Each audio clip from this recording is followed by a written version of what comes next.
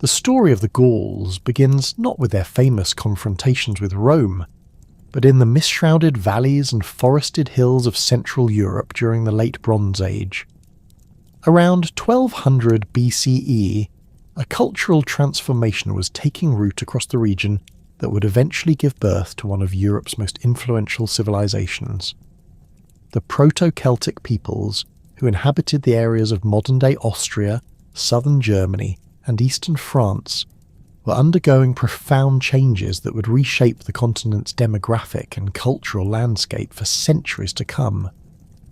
The Hallstatt period, named after the Austrian lakeside village where archaeologists first identified this distinctive culture, represents the crucial formative phase of Celtic civilization. Beginning around 800 BCE, the Hallstatt culture emerged from earlier Bronze Age traditions, marking the transition into the Iron Age across much of Central Europe. This period witnessed the development of sophisticated metallurgical techniques, complex social hierarchies, and extensive trade networks that would become hallmarks of Celtic society.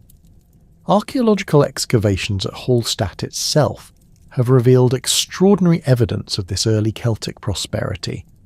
The salt mines that gave the settlement its economic foundation have preserved organic materials that normally decay, providing historians with an unprecedented window into daily life during this period. Leather clothing, wooden tools, and even human remains have emerged from the salt-preserved depths, showing a society that had mastered both practical craftsmanship and artistic expression. The famous Hallstatt cemetery, with its over 2,000 graves, demonstrates clear social stratification through burial goods that range from simple pottery vessels to elaborate bronze and iron weapons adorned with intricate geometric patterns. The transition from bronze to iron technology represented more than a simple change in materials. Iron ore was far more abundant than the copper and tin required for bronze production, democratizing access to metal tools and weapons. This technological shift enabled population growth and territorial expansion, as communities could now equip larger numbers of warriors and clear more land for agriculture using superior iron implements. The Hallstatt smiths developed sophisticated techniques for working iron, creating weapons that were both functional and aesthetically striking. Their long iron swords, with distinctive anthropomorphic hilts featuring stylized human faces, became symbols of warrior status and technological prowess. The Proto-Celtic peoples of the Hallstatt period were not a unified political entity, but rather a collection of related tribes sharing similar languages, religious practices, and material culture.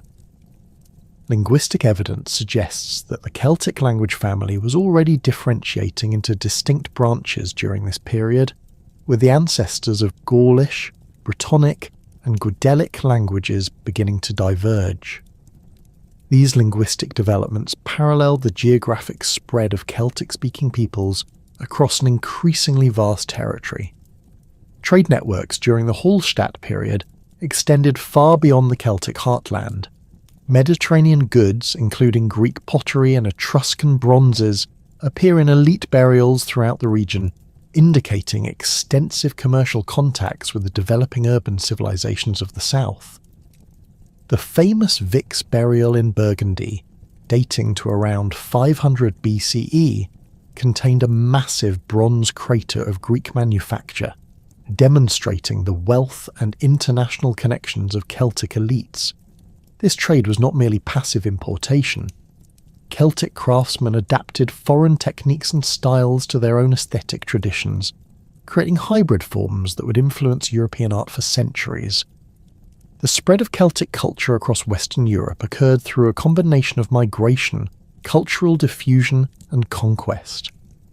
Beginning around 700 BCE, Celtic-speaking peoples began moving westward into what is now France, establishing settlements that would become the foundation of Gallic civilization.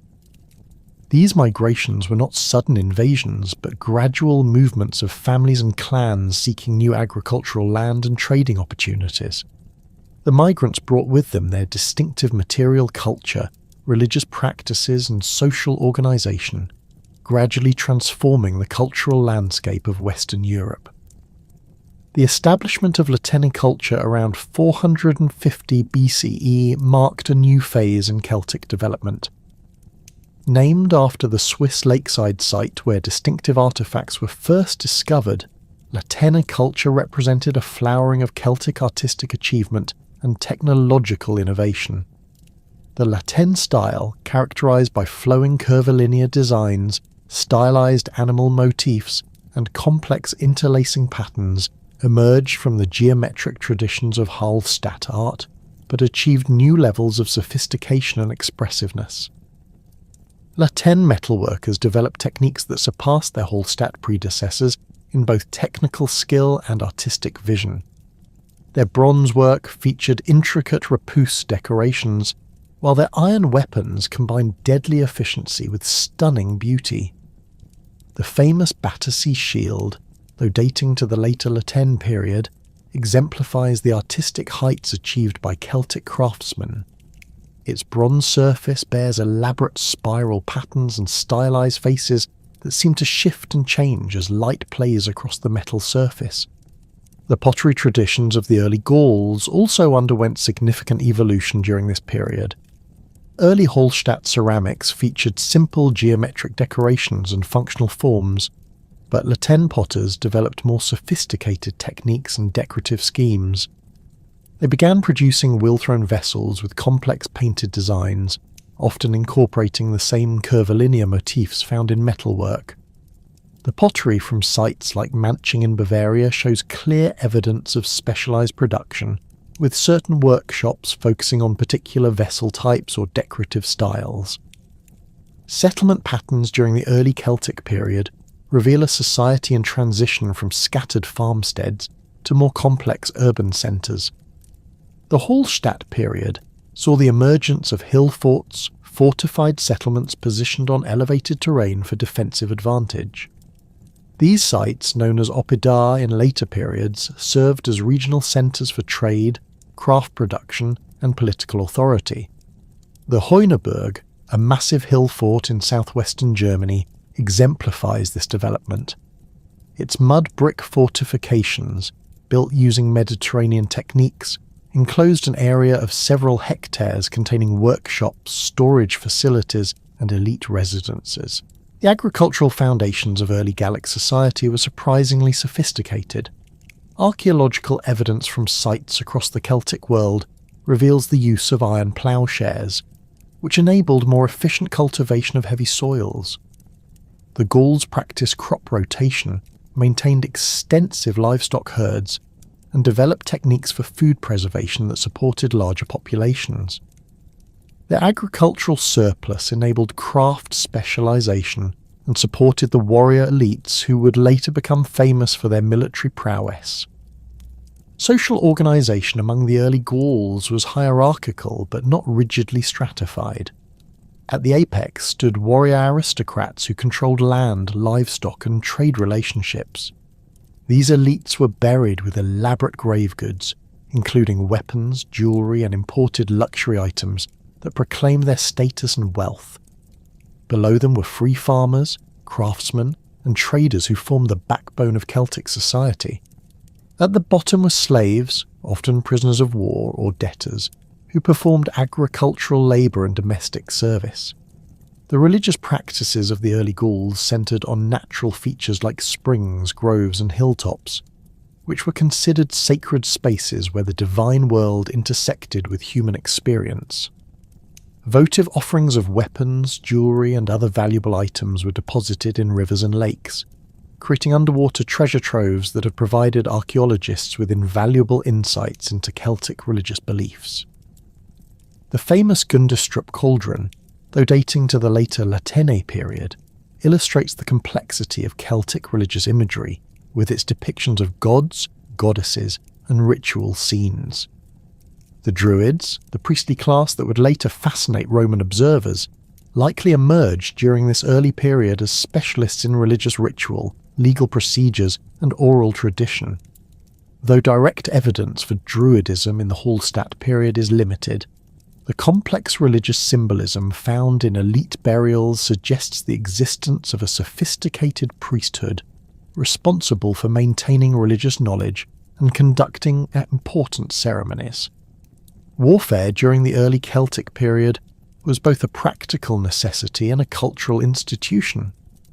The warrior ethos that would later characterize Gallic society was already evident in Hallstatt burials, where men were interred with spears, swords, and shields that proclaimed their martial status. These weapons were not merely ceremonial. Analysis of skeletal remains reveals evidence of violent deaths and healed battle wounds that testify to the reality of intertribal conflict. The early Gauls developed distinctive military technologies that would influence European warfare for centuries. Their long iron swords, designed for slashing rather than thrusting, required new fighting techniques and tactical formations. Celtic shields, typically oval or rectangular and constructed of wood covered with leather and metal fittings, provided protection while allowing for aggressive offensive action. The famous carnix, a bronze war trumpet shaped like a boar's head, produced haunting sounds that could be heard over the din of battle, coordinating attacks and demoralizing enemies. By 500 BCE, the Celtic peoples of Gaul had developed a complex society that would endure for centuries until the Roman conquest. This mature Gallic civilization represented the culmination of centuries of cultural evolution, technological advancement, and social organization that had begun during the Hallstatt period. The tribal societies that emerged across the territories of modern France, Belgium, and parts of Germany, Switzerland, and northern Italy displayed remarkable sophistication in their political structures, economic systems, and cultural achievements. The social hierarchy of Gallic society was built upon three distinct classes that Caesar would later describe in his commentaries, though his Roman perspective sometimes obscured the nuances of Celtic social organisation. At the apex stood the druids, a priestly class that wielded enormous influence across tribal boundaries. Unlike the warrior aristocrats who dominated through military might and landed wealth, the druids derived their authority from their monopoly over religious knowledge, legal expertise, and educational functions. These learned men spent decades memorizing vast oral traditions that encompassed everything from genealogies and historical accounts to legal precedents and astronomical observations. The druids maintained their exclusive position through rigorous training that could last 20 years or more. Candidates for the priesthood travelled to specialised schools, often located on islands or in remote forest sanctuaries, where they learned the complex body of knowledge that defined Celtic intellectual life. The Druidic curriculum included not only religious rituals and mythological narratives, but also practical subjects like medicine, astronomy, and jurisprudence. This comprehensive education made Druids indispensable to Gallic society, as they served as judges in legal disputes, advisors to kings, and keepers of tribal memory.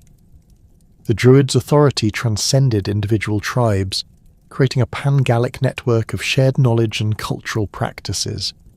Annual assemblies held at sacred sites like the Grove of the Carnuts brought together Druids from across Gaul to discuss matters of common concern, settle intertribal disputes, and maintain the consistency of religious and legal traditions. These gatherings reinforced the cultural unity that bound the otherwise politically fragmented Gallic tribes together. Below the Druids in social status, but often rivaling them in practical power, were the Equites, the warrior aristocracy that dominated Gallic political and military life. These men controlled vast estates worked by dependent farmers and slaves, maintained private armies of sworn followers, and competed fiercely for honour and influence within their tribes.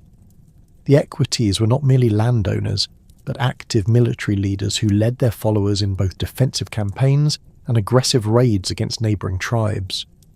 The warrior culture of the Equites emphasised personal valour, loyalty to one's lord, and the pursuit of glory through martial achievement. Young nobles sought to distinguish themselves through acts of courage in battle, cattle raids, and single combat that demonstrated their worthiness to inherit positions of leadership. This competitive ethos drove much of the intertribal warfare that characterized Gallic society, as ambitious warriors sought opportunities to prove their mettle and expand their influence. The relationship between lords and their followers was formalized through elaborate oath-taking ceremonies that created bonds of mutual obligation. A warrior who swore fealty to a noble lord received protection, support in legal matters, and a share of plunder from successful raids. In return, he pledged absolute loyalty, including the willingness to die defending his lord's honour. These personal relationships form the backbone of Gallic military organisation, creating small but highly motivated fighting units bound together by ties stronger than mere tribal identity. The material culture of the Equites reflected their elevated status through elaborate displays of wealth and craftsmanship. Their weapons were works of art as much as instruments of war, featuring intricate decorations in gold, silver and bronze that proclaimed their owner's status and achievements. The famous Agri helmet, discovered in western France, exemplifies this tradition with its bronze skull cap covered in gold leaf and decorated with coral inlays and intricate repousse work depicting stylized faces and geometric patterns. The third class in Gallic society comprised the plebs, the common people who formed the majority of the population. This group included free farmers who owned small plots of land, craftsmen who specialized in particular trades, and merchants who facilitated trade between tribes and regions. Though lacking the political influence of the druids or the military power of the Equites, the plebs were not powerless. They could participate in tribal assemblies, bear arms in defense of their communities, and accumulate wealth through successful farming or craftsmanship. The free farmers among the plebs practiced sophisticated agricultural techniques that supported Gaul's growing population. They cultivated a variety of crops including wheat, barley, oats, and legumes, using iron ploughshares that enabled them to work heavy clay soils previously unsuitable for agriculture. Their farming methods included crop rotation, selective breeding of livestock, and the construction of elaborate field systems that maximized productivity while preventing soil exhaustion. Gallic craftsmen achieved remarkable levels of skill in metalworking, pottery production, and textile manufacture.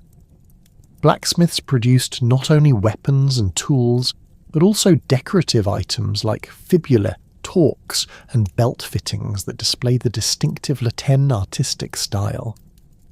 These craftsmen often worked in specialized workshops located within oppide, where they could access raw materials through trade networks and serve customers from multiple tribes.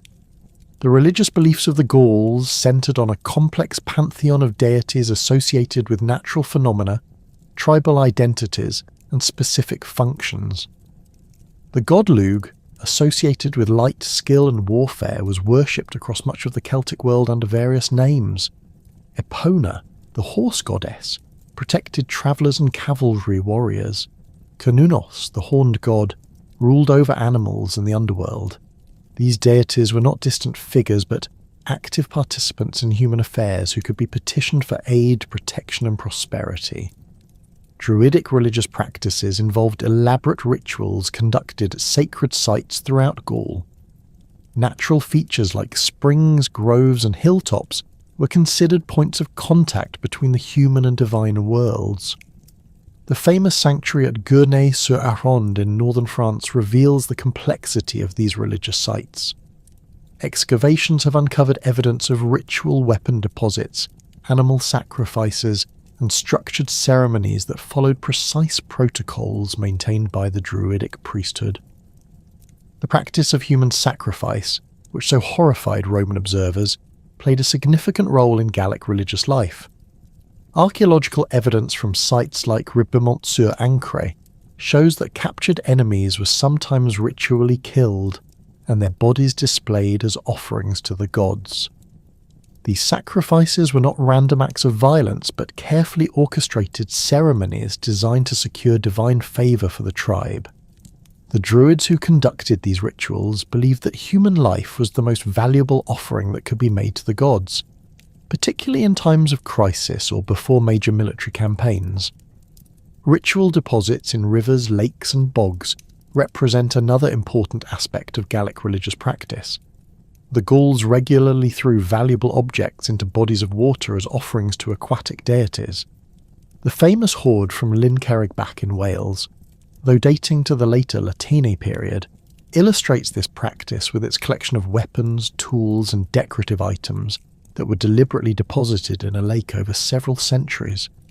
These underwater sanctuaries served as repositories for communal wealth and symbols of tribal identity. The economic foundation of Gallic society rested on agriculture, but trade networks extending across Europe and into the Mediterranean world provided additional sources of wealth and cultural exchange. The oppida that emerged during the 2nd and 1st centuries BCE served as focal points for these commercial activities. These fortified settlements, built on elevated terrain and protected by massive earthwork defences, housed thousands of inhabitants engaged in craft production, trade and administration.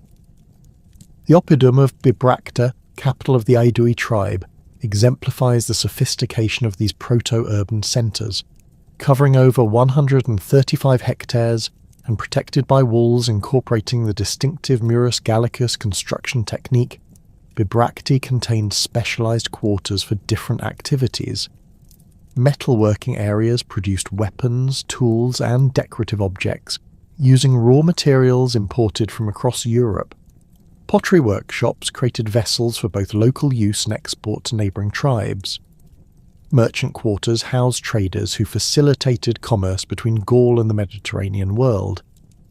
The Murus Gallicus fortification technique represented a distinctly Gallic innovation in military architecture. These walls combined stone facing with internal timber frameworks and iron nails, creating defensive barriers that were both flexible and strong. The timber elements absorbed the impact of siege engines, while the stone facing provided protection against fire and scaling attempts. This construction method required sophisticated engineering knowledge and substantial resources, demonstrating the organisational capabilities of Gallic society. Trade relationships connected Gallic communities to networks that extended from Britain to the Black Sea. Amber from the Baltic reached Gallic craftsmen who incorporated it into jewellery and decorative objects. Mediterranean wine arrived in distinctive amphorae that were later recycled for storage and transport. British tin combined with continental copper to produce bronze alloys used in both utilitarian and ceremonial objects.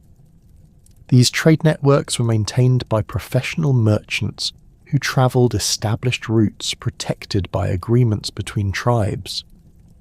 The development of coinage in Gaul during the 3rd and 2nd centuries BCE revolutionised commercial transactions and provided new opportunities for artistic expression. Early Gallic coins were inspired by Greek and Roman prototypes, but quickly evolved distinctive characteristics that reflected local artistic traditions and political structures. The gold status of the Parisii tribe featured stylized horses and geometric patterns that demonstrated the adaptation of Mediterranean monetary concepts to Celtic aesthetic preferences. Gallic coinages served multiple functions beyond simple commercial exchange. They proclaimed the authority of tribal leaders, commemorated military victories, and displayed religious symbols that reinforced cultural identity. The complex iconography found on these coins provides valuable insights into Gallic mythology, political organisation, and artistic achievements. The famous rainbow cups of southern Germany, with their distinctive bowl shape and abstract designs, represent a uniquely Celtic approach to monetary art that had no parallel in the classical world. The artistic achievements of Iron Age Gaul reached their zenith in the metalwork produced by master craftsmen working in bronze, iron, gold and silver. The Latin style that emerged during this period combined influences from classical Mediterranean art with indigenous Celtic traditions to create a distinctive aesthetic that emphasised flowing lines, stylised natural forms and complex symbolic meanings. This artistic tradition was not merely decorative, but carried deep cultural significance that reinforced social hierarchies and religious beliefs. The famous Gundestrup cauldron, though discovered in Denmark, represents the pinnacle of Gallic artistic achievement. This massive silver vessel, decorated with repousse panels depicting gods, goddesses, and ritual scenes, required extraordinary technical skill and artistic vision. The cauldron's imagery includes references to druidic practices, Celtic mythology, and social customs that provide invaluable insights into Gallic religious beliefs and cultural practices. Monumental architecture in Iron Age Gaul extended beyond the practical requirements of fortification to include structures designed for religious and ceremonial purposes. The rectangular enclosures known as Vierreckschanzen, found primarily in southern Germany and eastern France, served as ritual centres where druids conducted ceremonies and maintained sacred fires. These sites, typically measuring between 80 and 100 metres on each side, were surrounded by earthwork boundaries that separated sacred space from the profane world. The timber architecture within Oppida demonstrated sophisticated construction techniques that maximised both functionality and symbolic meaning. Large halls served as meeting places for tribal assemblies and venues for the feasts that reinforced social bonds between warriors and their lords. These structures, built using post and beam construction with elaborate decorative elements, could accommodate hundreds of people and featured raised platforms for speakers and honoured guests. The artistic traditions of the Gauls extended to personal ornamentation that proclaimed social status and cultural identity. Torques, the distinctive neck rings that became symbols of Celtic identity, were crafted from gold, silver and bronze using techniques that required years of training to master.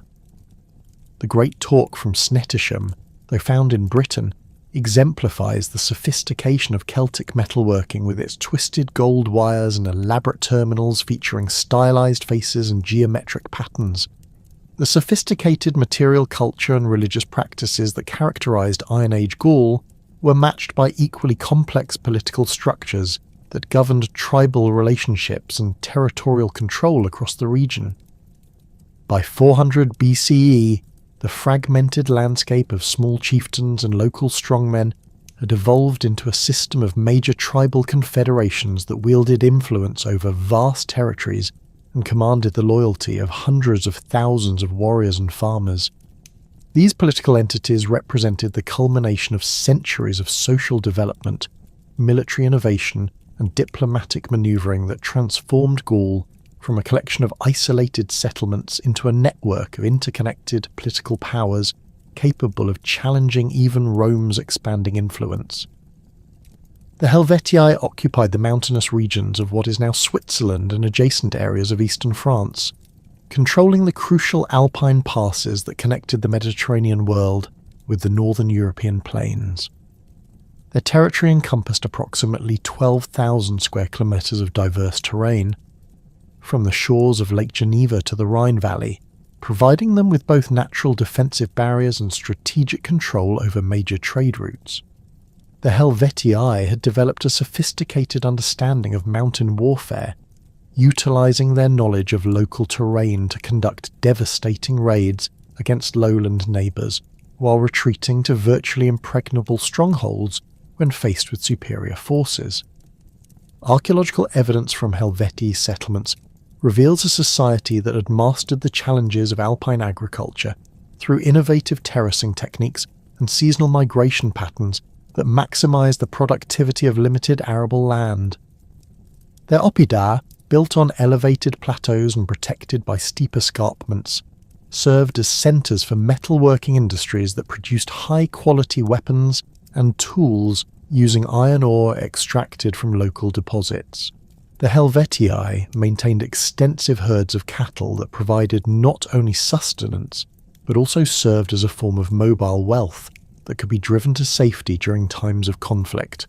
The political organisation of the Helvetii centred on a confederation of 4 major sub-tribes, each controlling specific valleys and mountain passes under the leadership of hereditary nobles who traced their authority to ancient bloodlines and proven military success. These leaders met in regular assemblies held at sacred sites where druids conducted rituals designed to ensure divine approval for major decisions. The Confederation's military strength derived from their ability to mobilize approximately 90,000 warriors, including both heavily armed infantry and swift cavalry units trained in mountain warfare tactics. To the east of the Helvetii, the Sequani controlled the fertile valleys of the Jura Mountains and the upper reaches of the Rhine, occupying a territory that served as a buffer between Germanic tribes and the Celtic heartland. Their domain encompassed roughly 8,000 square kilometres of rich agricultural land interspersed with dense forests that provided both timber resources and defensive advantages.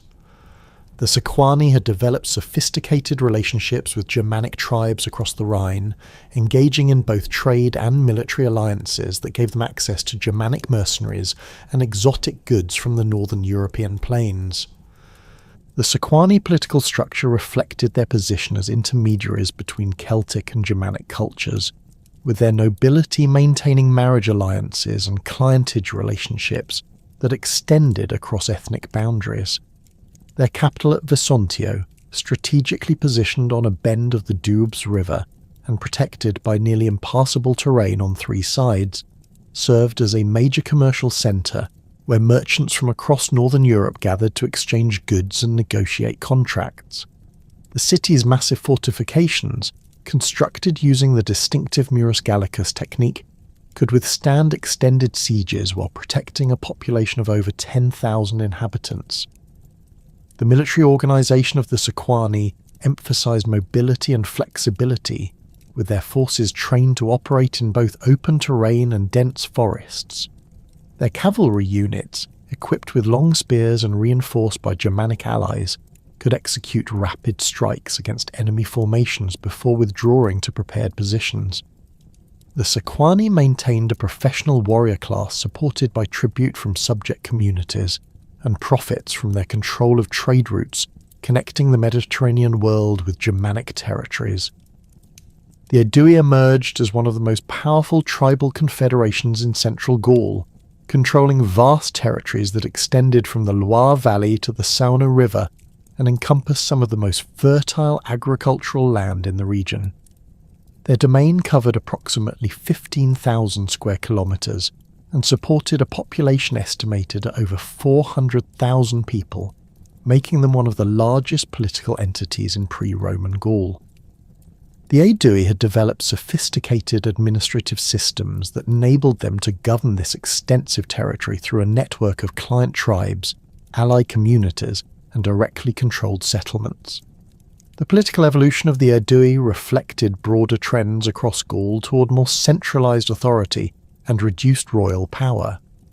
By 200 BCE, the traditional monarchy had been replaced by an oligarchic system dominated by wealthy nobles, who competed for annual magistracies that carried both prestige and practical authority. The position of vergobre, the highest elected office among the Aedui, was limited to a single year, and could not be held by members of the same family simultaneously, preventing the concentration of power that had characterized earlier periods. The Aedui Assembly, composed of representatives from major settlements and allied tribes, met regularly at their capital of Bibracte to debate policy, approve military campaigns, and settle disputes between constituent communities. These gatherings involved elaborate ceremonies that reinforced social hierarchies and cultural identity, with druids conducting rituals that legitimized political decisions through divine approval. The assembly's authority extended to matters of war and peace, taxation, and the selection of military commanders for major campaigns. The economic foundation of Aedui power rested on their control of major trade routes, particularly the corridor connecting the Mediterranean world with Britain and northern Europe. Their merchants maintained permanent trading posts in distant territories, facilitating the exchange of goods that range from British tin and amber to Mediterranean wine and luxury items. The Aedui had developed their own coinage system that reflected their political authority and commercial influence. with gold and silver coins featuring distinctive artistic designs that proclaimed their independence and cultural sophistication. The Arverni controlled the mountainous regions of central France, occupying territories that encompassed the massive central and adjacent valleys. Their domain covered approximately 10,000 square kilometres of strategically important terrain that commanded access to major river systems and mountain passes. The Arverni had built their power on a combination of military prowess, control of mineral resources, and diplomatic relationships with neighbouring tribes that extended their influence far beyond their immediate territorial boundaries. The political structure of the Arverni retained stronger monarchical elements than many other Gallic tribes, with their kings wielding considerable authority over military affairs and foreign policy. These rulers maintained their position through a combination of hereditary legitimacy, military success, and the distribution of wealth to supporters and allied communities. The Arverni monarchy was not absolute, however, as kings were expected to consult with councils of nobles and druids before making major decisions that affected the entire confederation. The military strength of the Arverni derived from their ability to mobilize large numbers of warriors trained in mountain warfare and equipped with high-quality weapons produced by local smiths. Their cavalry units, mounted on horses bred in the upland pastures of the massive central, were particularly effective in the broken terrain that characterized their homeland. The Arverni maintained extensive networks of hill forts and signal stations that enabled rapid communication across their territory and provided secure bases for military operations. The Belgae represented a distinct cultural and political entity that occupied the northern regions of Gaul, controlling territories that extended from the Seine Valley to the Rhine and encompassed parts of what is now Belgium, northern France, and the southern Netherlands. Their confederation included numerous sub-tribes that shared common cultural traditions and political structures, while maintaining distinct identities and territorial boundaries.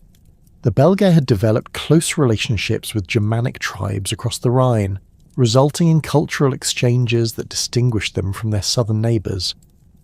The political organisation of the Belgae reflected their position as a frontier society constantly threatened by Germanic expansion and internal conflicts. Their tribal leaders maintained larger standing armies than most other Gallic confederations, with professional warriors who served as both soldiers and administrators in the territories under their control. The Belgae had developed sophisticated fortification techniques that combined Celtic architectural traditions with innovations learned from Germanic neighbours, creating defensive systems capable of withstanding both siege warfare and rapid assault.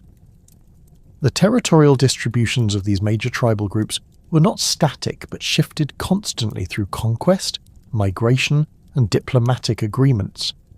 The Helvetii periodically expanded their control over adjacent alpine valleys through military campaigns that displaced smaller tribes or forced them into tributary relationships. The Sequani engaged in ongoing conflicts with Germanic tribes that resulted in territorial exchanges and population movements that altered the ethnic composition of border regions.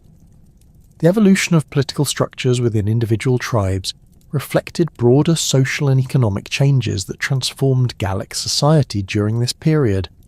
The traditional authority of kings, based on military leadership and divine legitimacy, gradually gave way to more complex systems that distributed power among competing noble families and professional administrators. This transition was not uniform across all tribes, with some maintaining strong monarchical traditions, while others developed republican institutions that limited royal authority. The emergence of magistrates as alternatives to royal authority represented a significant development in Gallic political organisation. These elected officials, chosen for limited terms and specific responsibilities, provided administrative continuity while preventing the concentration of power that had characterised earlier periods. The Vergobrae among the Aedui, the Ambiorix among certain Belgian tribes, and similar positions in other confederations created professional administrative classes that could manage the complex affairs of large territorial entities.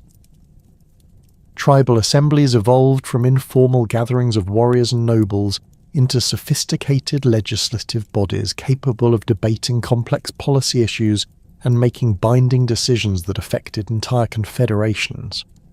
These assemblies developed procedural rules that governed debate, voting, and the implementation of decisions, creating institutional frameworks that could function effectively even during periods of political crisis. The assemblies also served as forums for the resolution of disputes between different social classes and territorial communities.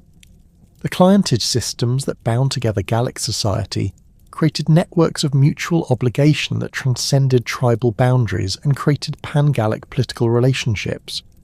Powerful nobles maintained clients among multiple tribes, creating personal alliances that could be activated during times of conflict or political crisis. These relationships were formalized through elaborate ceremonies that involved oath-taking, gift exchange, and the establishment of specific obligations that bound both parties to mutual support. The role of druids in political affairs extended beyond their religious functions to include diplomatic activities that facilitated negotiations between hostile tribes and the maintenance of legal traditions that governed intertribal relationships.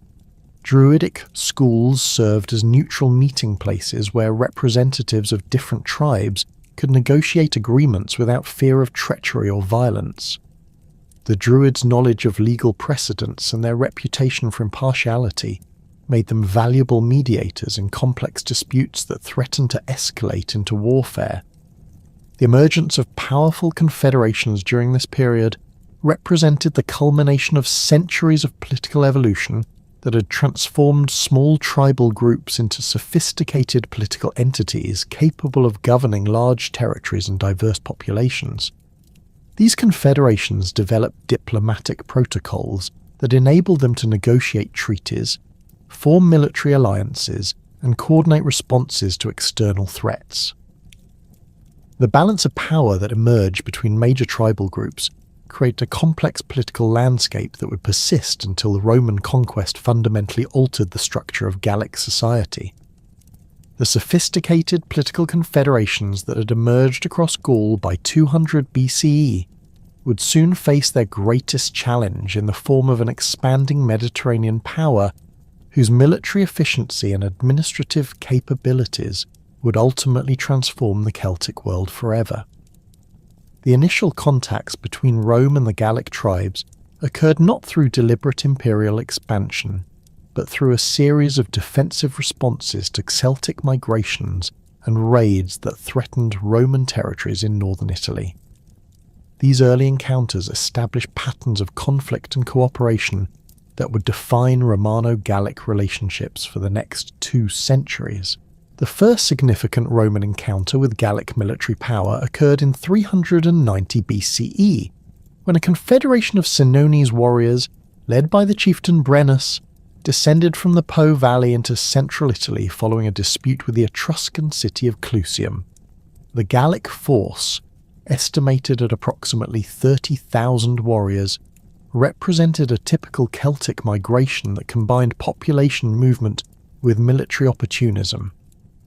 These warriors were not merely raiders, but families seeking new territories, accompanied by their livestock, household goods, and the social structures that defined tribal identity. The Roman response to this Celtic incursion revealed the limitations of early republican military organisation when confronted with unfamiliar enemies employing radically different tactical approaches. The Roman army that marched north to confront the Gauls consisted of approximately 15,000 legionaries organised in the traditional manipular formation that had proven effective against Italian enemies.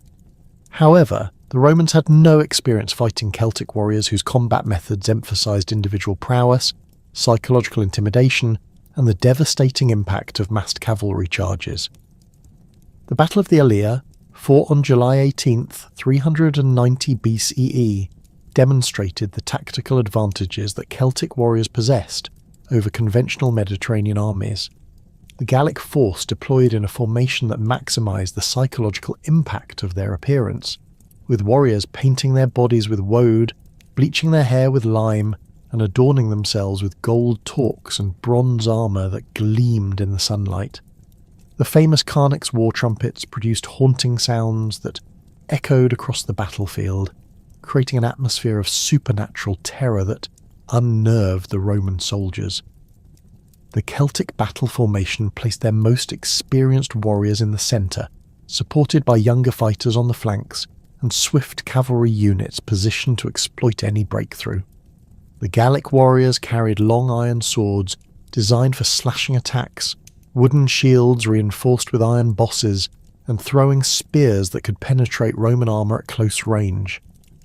Their combat style emphasised aggressive individual action rather than the disciplined formation fighting that characterised Roman tactics. The Roman defeat at the Allia was complete and devastating. The legionaries, unprepared for the ferocity of the Celtic charge and the psychological impact of their war cries, broke formation and fled towards Rome.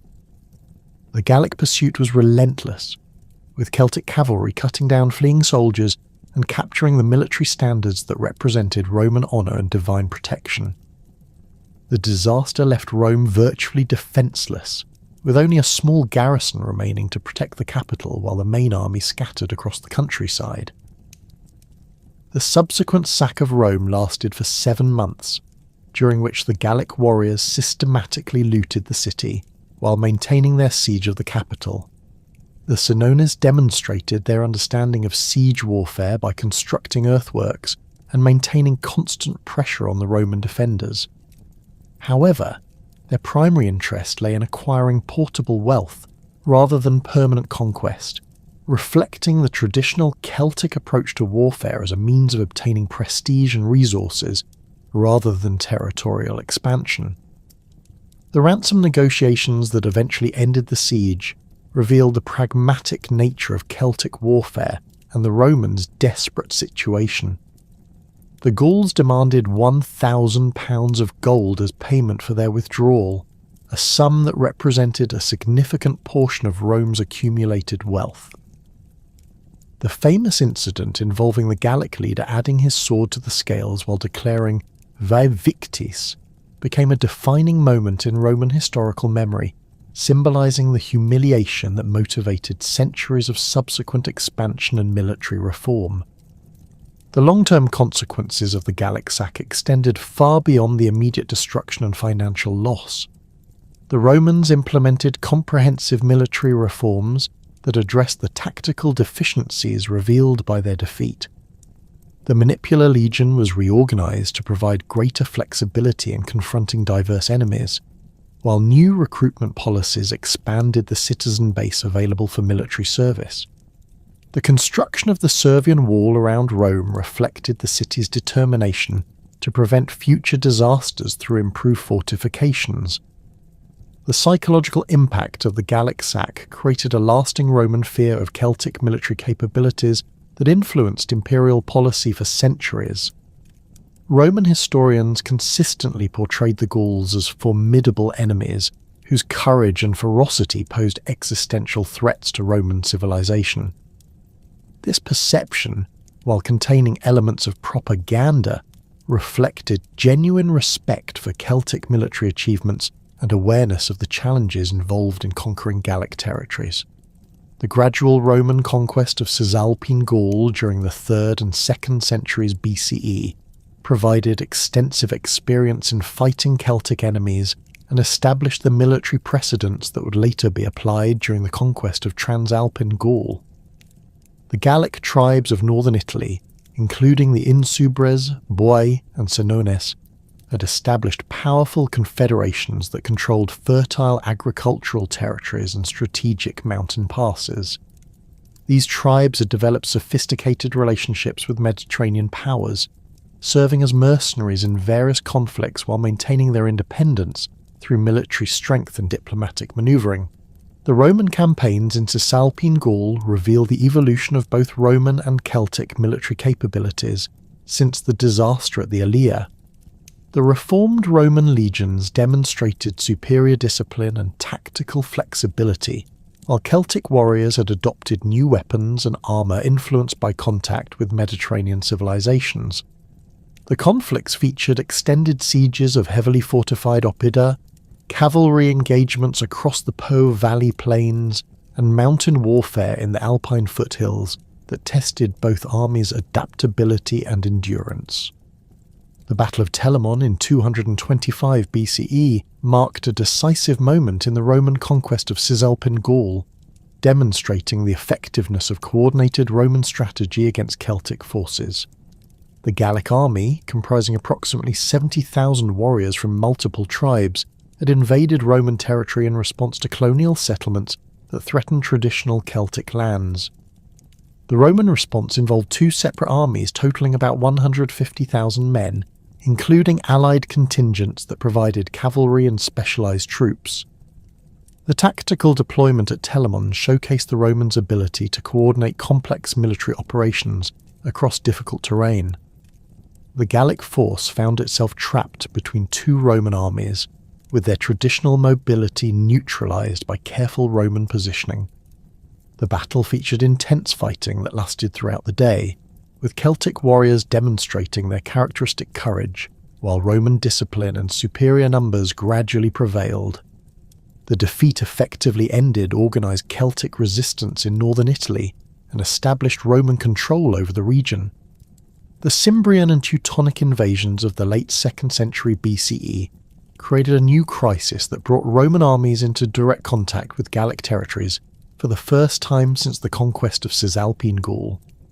These Germanic migrations, involving an estimated 300,000 people including warriors, families and livestock, represented a demographic catastrophe that threatened to destabilize the entire region. The migrating tribes had overwhelmed Celtic defences in their original territories and were seeking new lands in the more fertile regions of southern Gaul and northern Italy. The initial Roman response to the Germanic threat revealed significant weaknesses in republican military organisation and command structure. The armies led by Gnaeus Papirius Carbo and Marcus Junius Silanus suffered devastating defeats that demonstrated the Romans' continued vulnerability to unconventional enemies employing unfamiliar tactics. The Germanic warriors, fighting alongside their families and possessions, displayed desperate courage that overcame Roman tactical advantages and inflicted casualties that shocked the Mediterranean world. The crisis deepened when the combined Germanic forces defeated a large Roman army at Arausio in 105 BCE, killing an estimated 80,000 Roman soldiers and allies in one of the worst military disasters in Republican history. The defeat exposed the Rhine frontier to Germanic penetration and threatened the stability of Roman control over southern Gaul. The political consequences in Rome included the rise of Gaius Marius, whose military reforms would reshape the Roman army and establish the professional legions that would later conquer Transalpine Gaul. Marius's campaigns against the Cimbri and Teutones demonstrated the effectiveness of reformed Roman military organisation when properly led and adequately supplied. The new legions, composed of professional soldiers serving for extended periods, possessed superior training and equipment compared to their predecessors. The standardization of weapons and tactics enabled Roman commanders to execute complex maneuvers that maximized their advantages in discipline and coordination. The Battle of Aquae Sextiae in 102 BCE showcased Marius's tactical innovations and the improved capabilities of the reformed legions. The Roman army, totaling approximately 32,000 men, faced a Germanic force estimated at 200,000 warriors and their families.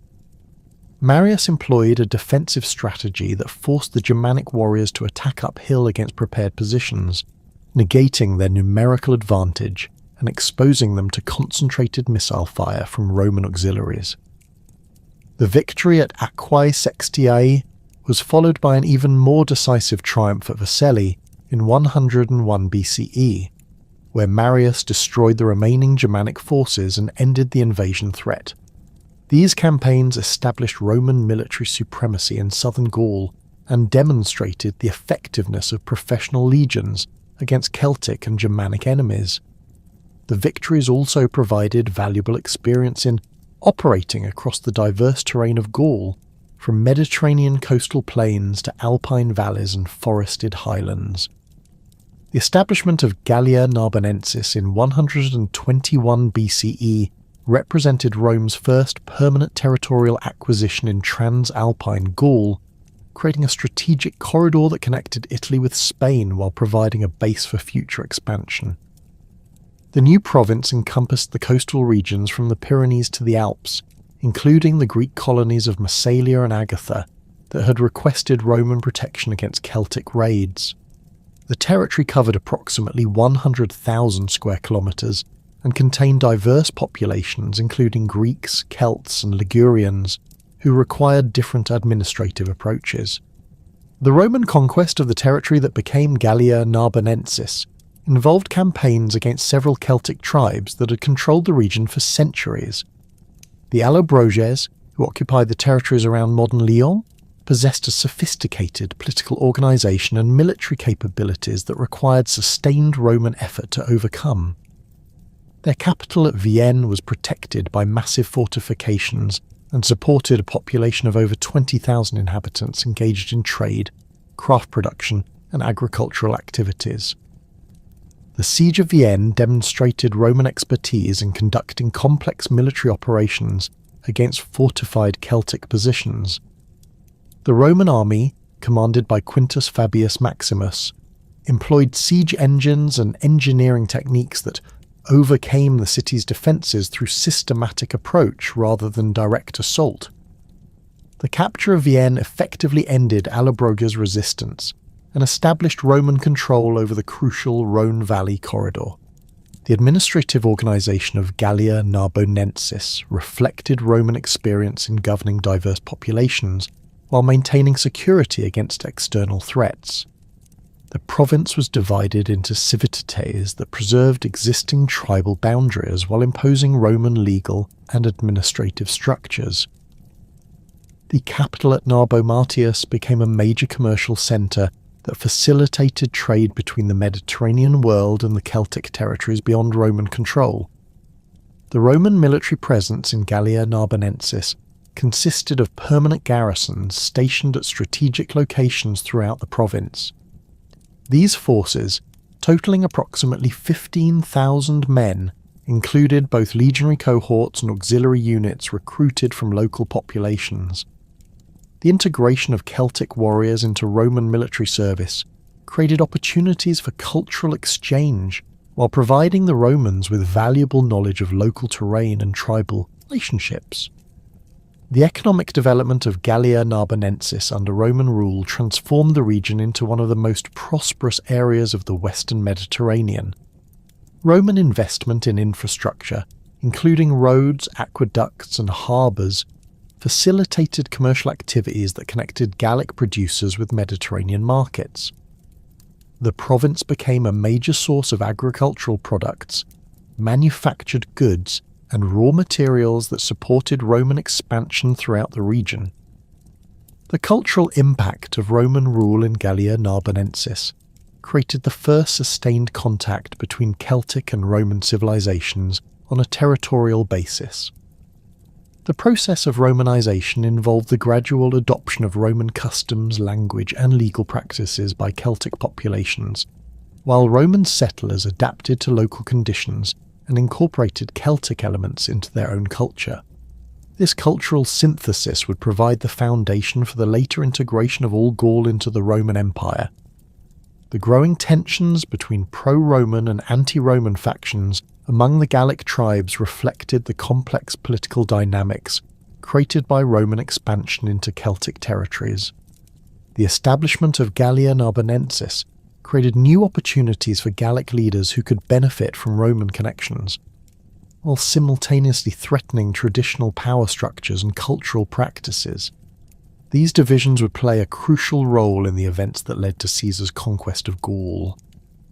The Aedui emerged as the most prominent pro-Roman faction among the major Gallic tribes, establishing formal alliance relationships that provided them with Roman support against their traditional enemies. The foedus between Rome and the Aedui granted the tribe the status of friends and allies of the Roman people, creating obligations for mutual military assistance and commercial cooperation. This relationship provided the Aedui with significant advantages in their conflicts with neighbouring tribes, while giving Rome valuable allies in the heart of Gaul. The anti-Roman factions, led by tribes such as the Arverni and various Belgian confederations, viewed Roman expansion as an existential threat to Celtic independence and cultural identity. These groups maintained traditional political structures and religious practices while seeking to coordinate resistance against further Roman penetration. The tension between these opposing factions created the political instability that would ultimately provide Caesar with the opportunity to intervene decisively in Gallic affairs. The delicate balance of power that had emerged between pro-Roman and anti-Roman factions among the Gallic tribes reached a critical breaking point in the spring of 58 BCE, when the Helvetii Confederation announced their intention to abandon their Alpine territories and migrate westward through Gaul to the Atlantic coast. This decision, driven by population pressure and Germanic threats from across the Rhine, would trigger a chain of events that fundamentally altered the political landscape of Celtic Europe and provided Gaius Julius Caesar with the opportunity to transform himself from a debt-ridden politician into the conqueror of Gaul. The Helvetii migration represented far more than a simple population movement. Archaeological evidence from their abandoned settlements reveals a systematic dismantling of their entire civilization, with storage facilities emptied, defensive works demolished, and agricultural tools destroyed to prevent any possibility of return. The Confederation had spent 3 years preparing for this massive undertaking, accumulating provisions for the journey and negotiating passage agreements with tribes along their intended route. Their census, conducted according to Celtic custom and later captured by Roman forces, recorded 368,000 individuals, including 92,000 warriors capable of bearing arms. The logistical challenges of moving such a vast population across hundreds of kilometres of contested territory required unprecedented organisational capabilities. The Helvetii had constructed thousands of wagons to transport their elderly, children, and essential supplies, creating a moving city that stretched for dozens of kilometres along mountain paths and river valleys. Their livestock herds, numbering in the tens of thousands, provided both sustenance and portable wealth that could be traded for passage rights or military support from neighbouring tribes. The migration route chosen by the Helvetii leadership reflected their understanding of both geographic constraints and political realities.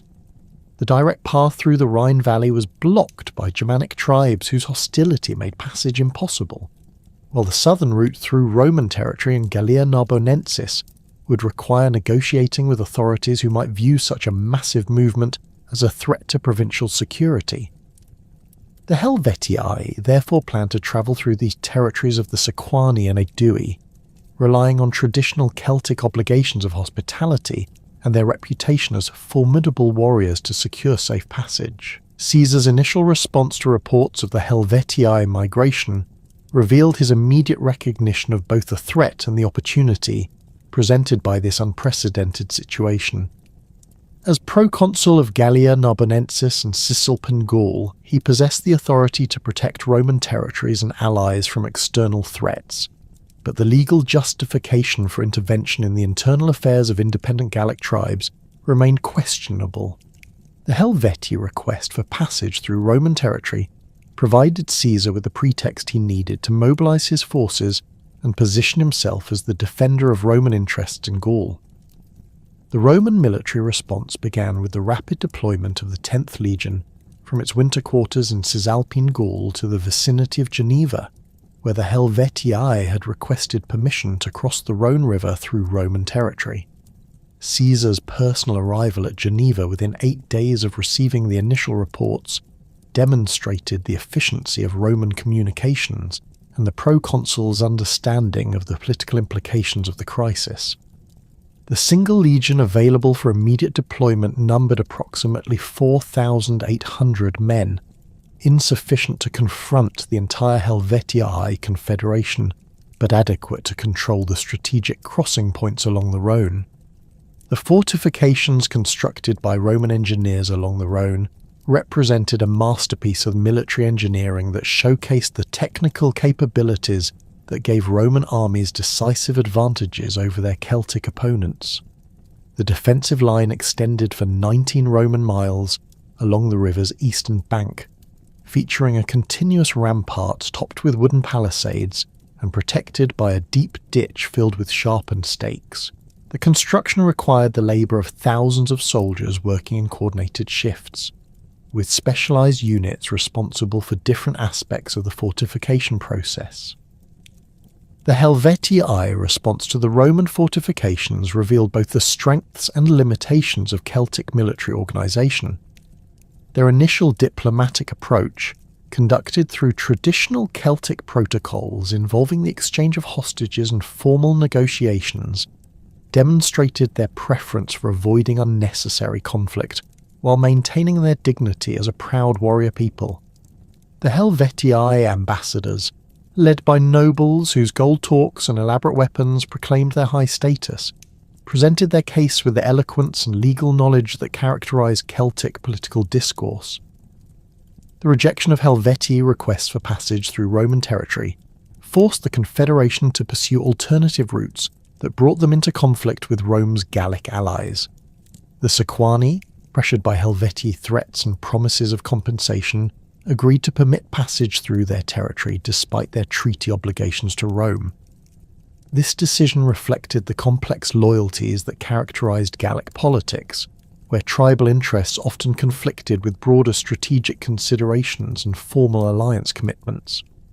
The movement of the Helvetii through Sequani territory created a humanitarian and military crisis that threatened to destabilise the entire region. The massive migration consumed local food supplies, disrupted agricultural activities, and created tensions between the migrants and settled populations. Helvetii warriors, accustomed to taking what they needed through force, clashed with Sequani farmers and herders who attempted to protect their property and livestock from appropriation. Caesar's decision to intervene against the Helvetii, despite their movement through non-Roman territory, marked a crucial escalation in Roman involvement in Gallic affairs. The proconsul justified his action through appeals to Rome's obligations to protect allied tribes and prevent threats to provincial security, but the legal foundation for such intervention remained tenuous. The mobilization of additional legions from Cisalpine Gaul and the recruitment of auxiliary forces from Gallic allies transformed a defensive response into an offensive campaign aimed at destroying Helvetii military capability. The Roman army that assembled to confront the Helvetii represented the culmination of Marian military reforms and decades of experience in Celtic warfare. The force eventually numbered 6 legions totaling approximately 28,000 heavy infantry, supported by cavalry units and auxiliary troops that brought the total strength to over 40,000 men. The legions were equipped with standardized weapons and armor that reflected Roman industrial capabilities, including the gladius short sword optimized for close combat, the pilum javelin designed to penetrate Celtic shields, and the scutum rectangular shield that provided superior protection in formation fighting. The cavalry component of Caesar's army included both Roman citizens and allied troops recruited from Gallic tribes with established reputations for horsemanship. The Aedui provided the largest contingent, with approximately 4,000 mounted warriors whose knowledge of local terrain and tribal customs proved invaluable during the campaign. These allied cavalry units were equipped with traditional Celtic weapons, including long swords and spears, but they adopted Roman tactical formations and command structures that enhanced their effectiveness in coordinated operations. The Battle of Bibracte, fought in June 58 BCE, demonstrated the tactical advantages that disciplined Roman formations possessed over traditional Celtic warfare methods. The engagement began when Helvetii forces, frustrated by Roman pursuit and confident in their numerical superiority, chose to confront the legions on a hillside near the Aedui capital. The battlefield terrain favoured the defenders, with steep slopes that channeled attacking forces into narrow corridors where Roman discipline and superior equipment could neutralize Celtic numerical advantages. The initial phase of the battle featured a massive Helvetii assault that tested Roman defensive capabilities to their limits. Approximately 60,000 Celtic warriors advanced up the hillside in a formation that placed their most experienced fighters in the front ranks, supported by younger warriors whose enthusiasm compensated for their lack of combat experience. The Helvetii battle line extended for nearly 2 kilometres, creating a spectacle of bronze and iron that gleamed in the afternoon sunlight, while Carnick's trumpets produced the haunting sounds that had terrorised Roman armies for centuries. The Roman defensive formation demonstrated the tactical innovations that had evolved from centuries of experience fighting Celtic enemies. The legions deployed in the traditional triplex aces formation, with Hastati in the front line, Principes in the second, and Triarii veterans held in reserve. Each line was separated by sufficient space to allow tactical flexibility while maintaining mutual support, creating a defensive system that could absorb the shock of Celtic charges while preserving the capacity for counterattack. The effectiveness of Roman missile weapons became apparent as the Helvetii assault approached the Roman positions. The legionaries launched coordinated volleys of pila that struck the Celtic formation at ranges where the heavy javelins could penetrate both shields and armour. The pilum's distinctive design, featuring a long iron shank that bent upon impact, rendered Celtic shields useless while creating gaps in their formation that Roman infantry could exploit. The psychological impact of these missile attacks, combined with the physical casualties they inflicted, disrupted the coordination essential to Celtic tactical success. The close combat phase of the battle revealed the advantages of Roman training and equipment in individual combat situations. The legionaries, protected by their large rectangular shields and trained to fight in coordinated pairs, could maintain formation integrity while engaging Celtic warriors whose fighting style emphasized individual prowess over collective action. The Roman gladius, designed for thrusting attacks that could penetrate between the joints of Celtic armour, proved superior to the long slashing swords favoured by Gallic warriors in the confined space of melee combat. The turning point of the battle came when Caesar committed his reserves in a flanking manoeuvre that exploited weaknesses in the Helvetii formation. The Triarii veterans, held back during the initial engagement, advanced against the Celtic left flank while allied cavalry units struck the Helvetii rear guard. This coordinated assault created panic among the Celtic warriors, who found themselves attacked from multiple directions, while their traditional escape routes were blocked by Roman tactical positioning. The pursuit phase of the battle demonstrated Roman discipline and the devastating effectiveness of coordinated military operations. The legions maintained formation while pursuing the broken Helvetii forces, preventing the Celtic warriors from rallying and continuing their resistance. The Roman cavalry, supported by Gallic allies familiar with local terrain, conducted a relentless pursuit that captured thousands of fleeing warriors and destroyed the Confederation's capacity for further military action. The aftermath of Bibracte revealed the comprehensive nature of Roman victory and the transformation of the Helvetii from a powerful confederation into a defeated people seeking survival. The Roman forces captured the Helvetii camp, which contained their entire civilian population, including women, children, and elderly individuals who had been unable to participate in the battle. The discovery of written records detailing the Confederation's census and military organization provided Caesar with valuable intelligence about Celtic administrative capabilities and population distributions. The fate of the defeated Helvetii reflected Roman understanding of the political dynamics that governed Gallic society. Rather than enslaving the entire population or incorporating their territory into the Roman province, Caesar ordered the survivors to return to their original Alpine territories and rebuild their settlements. This decision served multiple strategic purposes, creating a buffer against Germanic expansion, while demonstrating Roman clemency to other Gallic tribes who might otherwise view Roman expansion as an existential threat. The Helvetii migration crisis had barely concluded when reports reached Caesar of a new threat that potentially posed even greater dangers to Roman interests in Gaul. Ariovistus, a Germanic king who had established his authority over territories west of the Rhine, was expanding his influence through a combination of military conquest and political manipulation that threatened to create a Germanic empire in the heart of Celtic Gaul. The Sequani, seeking allies in their ongoing conflicts with the Aedui, had invited Ariovistus to cross the Rhine with 15,000 warriors in exchange for military support and territorial concessions. The Germanic presence in Gaul represented a fundamental challenge to the balance of power that had characterized Celtic politics for centuries. Ariovistus commanded approximately 120,000 followers, including warriors, families, and dependents who had crossed the Rhine in successive waves over the previous decade. These Germanic settlers had established fortified communities in territories seized from Celtic tribes, creating a demographic transformation that threatened to alter the ethnic composition of Eastern Gaul permanently. The military capabilities of Ariovistus's forces differed significantly from those of Celtic armies, reflecting the harsh conditions and constant warfare that characterized Germanic society. The Germanic warriors were larger and more physically imposing than their Celtic counterparts, with fair hair and pale skin that created a distinctive appearance that intimidated their enemies.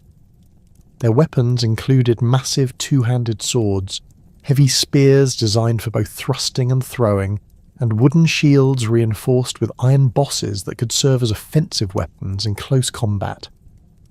The political implications of Germanic expansion extended beyond immediate military threats to encompass broader questions about the future of Celtic civilization in Gaul. The Germanic tribes practiced different religious customs, social organization, and legal traditions that were incompatible with Celtic cultural practices. Their expansion represented not merely territorial conquest, but cultural replacement that would fundamentally alter the character of Gallic society if allowed to continue unchecked.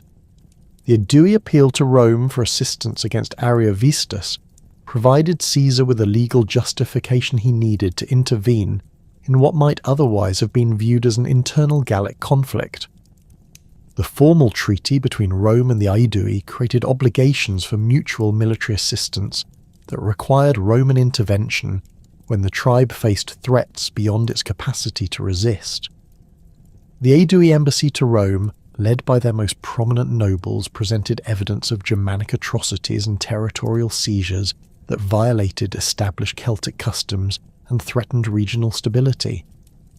Caesar's initial diplomatic approach to Ariovistus reflected Roman preferences for resolving conflicts through negotiation rather than warfare when possible.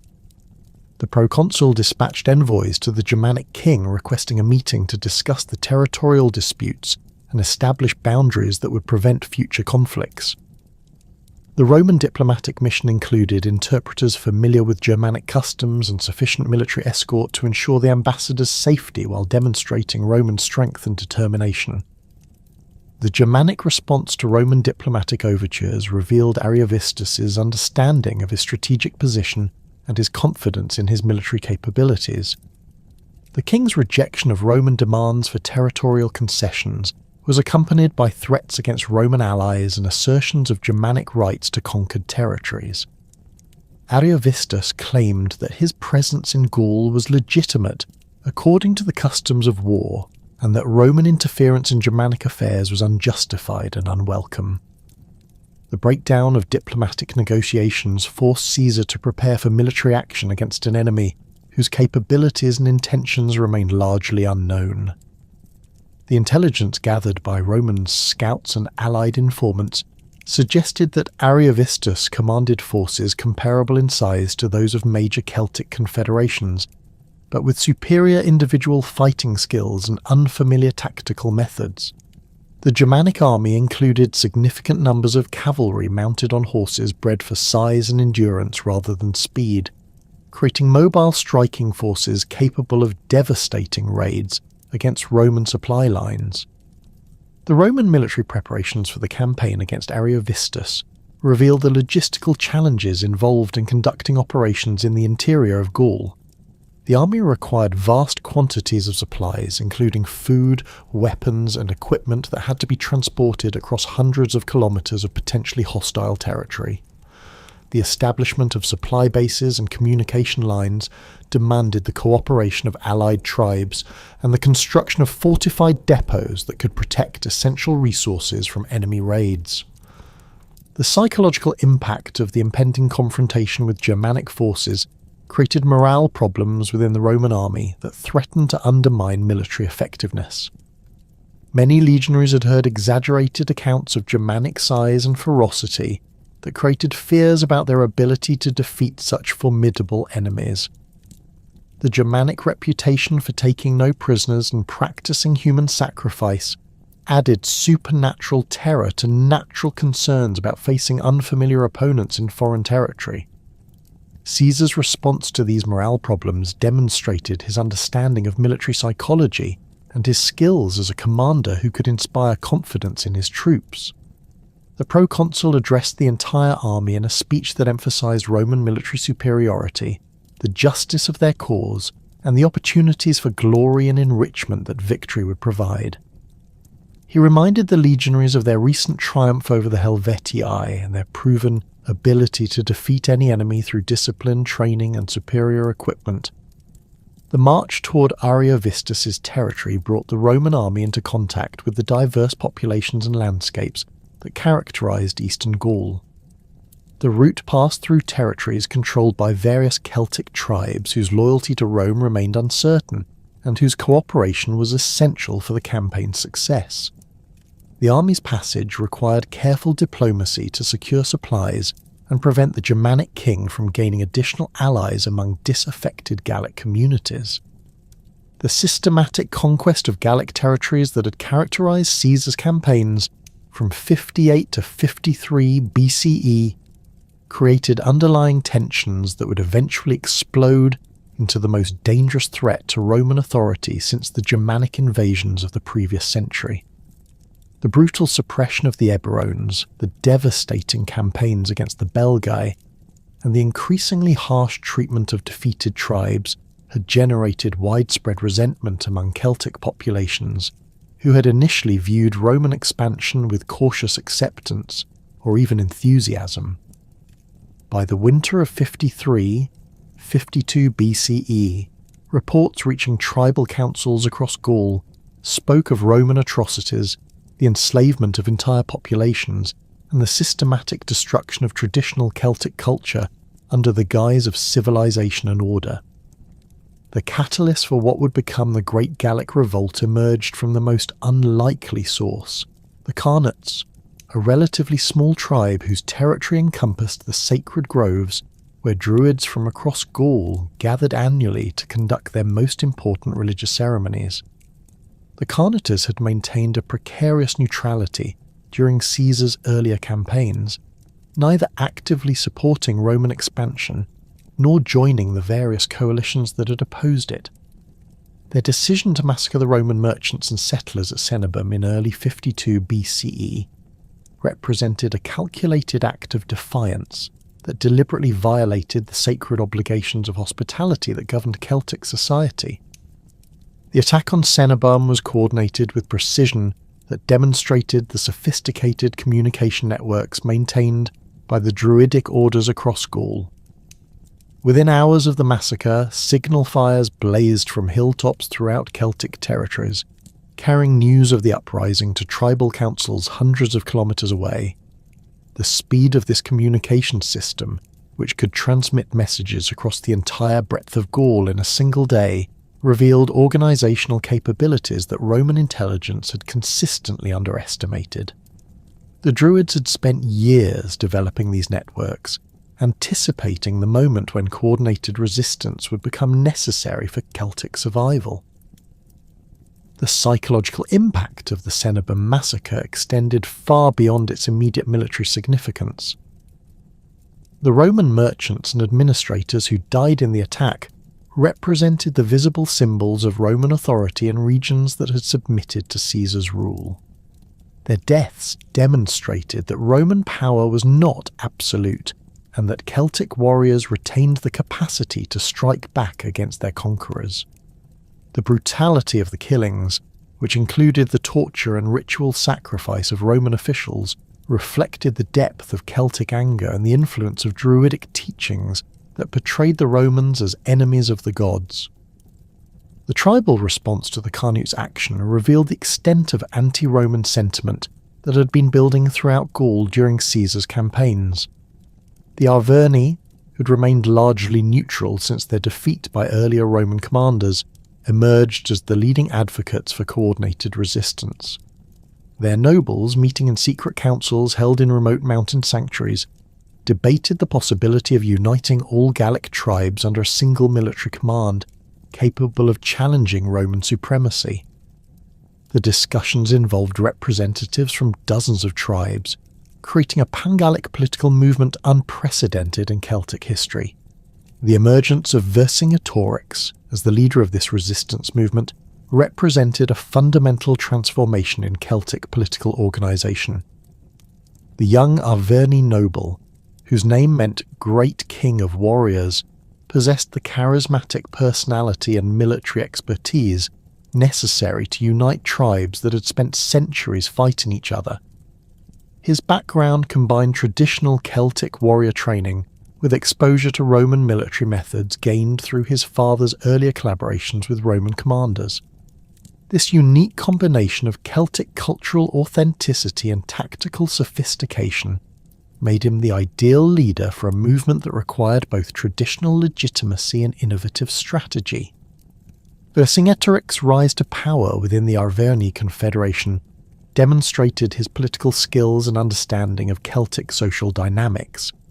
The traditional Arverni leadership, dominated by nobles who favoured accommodation with Rome, initially opposed his calls for resistance. His supporters, drawn primarily from younger warriors and common farmers who had suffered under Roman taxation and land seizures, represented a departure from the aristocratic politics that had previously dominated tribal decision-making. The assembly that elected Vercingetorix as war leader included representatives from social classes that had rarely participated in major political decisions. The military organisation that Vercingetorix established reflected his understanding of both Celtic fighting traditions and Roman tactical methods. Rather than relying on the traditional Celtic approach of individual warrior prowess and tribal levies, he created a professional army based on standardised training, coordinated tactics, and unified command structure. The force that assembled under his leadership included approximately 80,000 infantry and 15,000 cavalry drawn from tribes across central and western Gaul. These warriors were equipped with weapons and armour produced by Celtic smiths, using techniques that combined traditional craftsmanship with innovations learned from captured Roman equipment.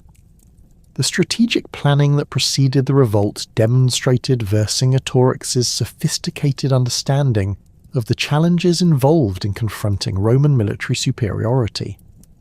His analysis of Caesar's previous campaigns identified the logistical vulnerabilities that could be exploited through coordinated attacks on Roman supply lines and communication networks.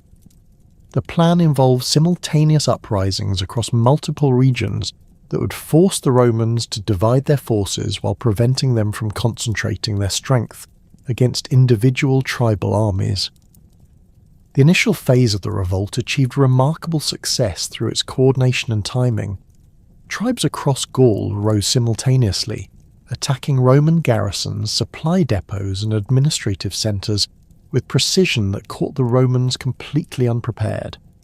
The Senionists captured and destroyed the Roman fortress at Velaunodunum, while the Parisii seized control of Lutetia and massacred the Roman merchants who had established trading posts along the Seine.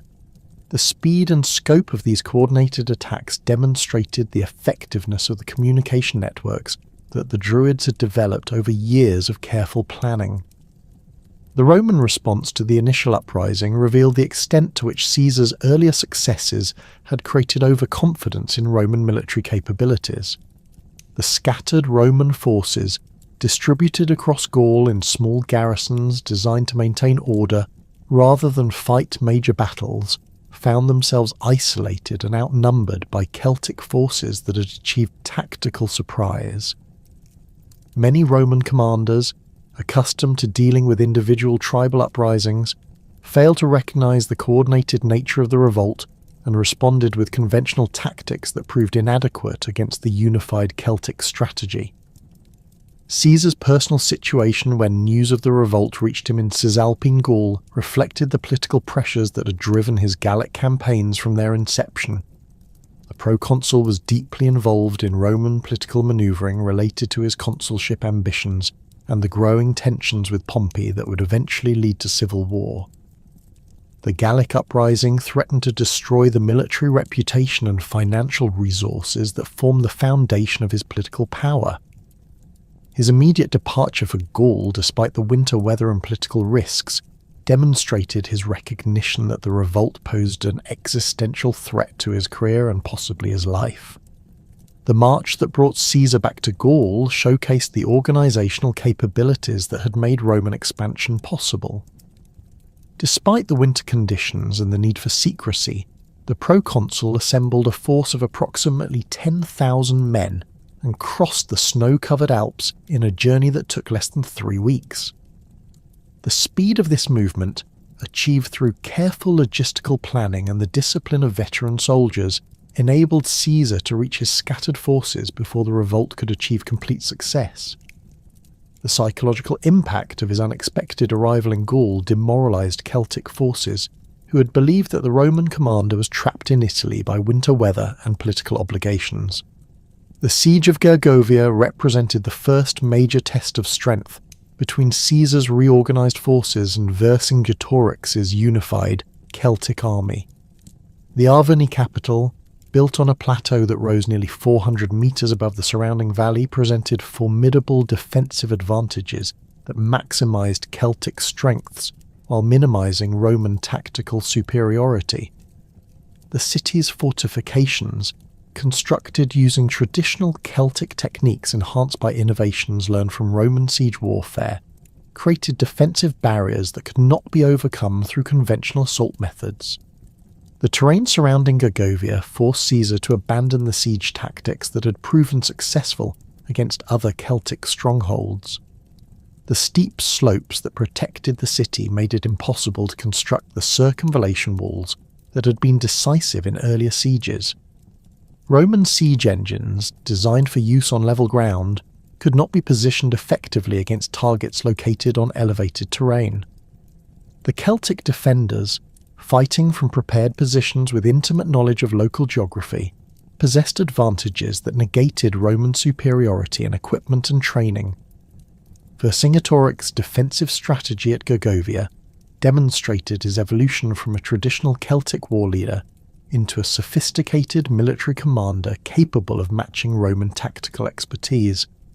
Rather than relying on the aggressive charges that had characterized earlier Celtic resistance, he employed a defensive approach that maximized the advantages of terrain and fortification, while minimizing exposure to Roman strengths.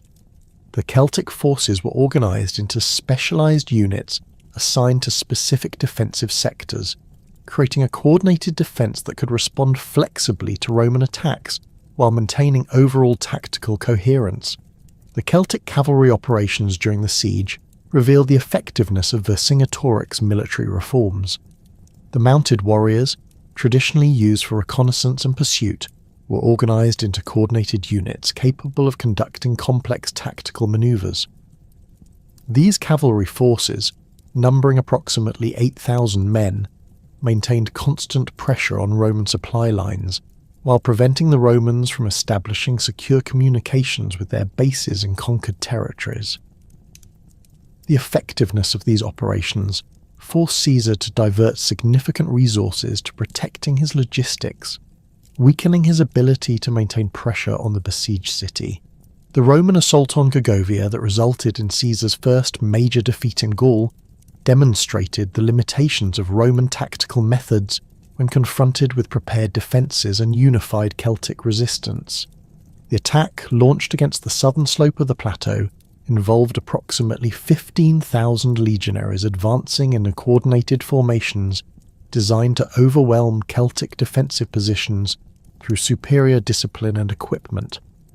The initial phase of the assault achieved limited success, with Roman forces capturing several outer defensive works and advancing to within 200 metres of the city's main fortifications.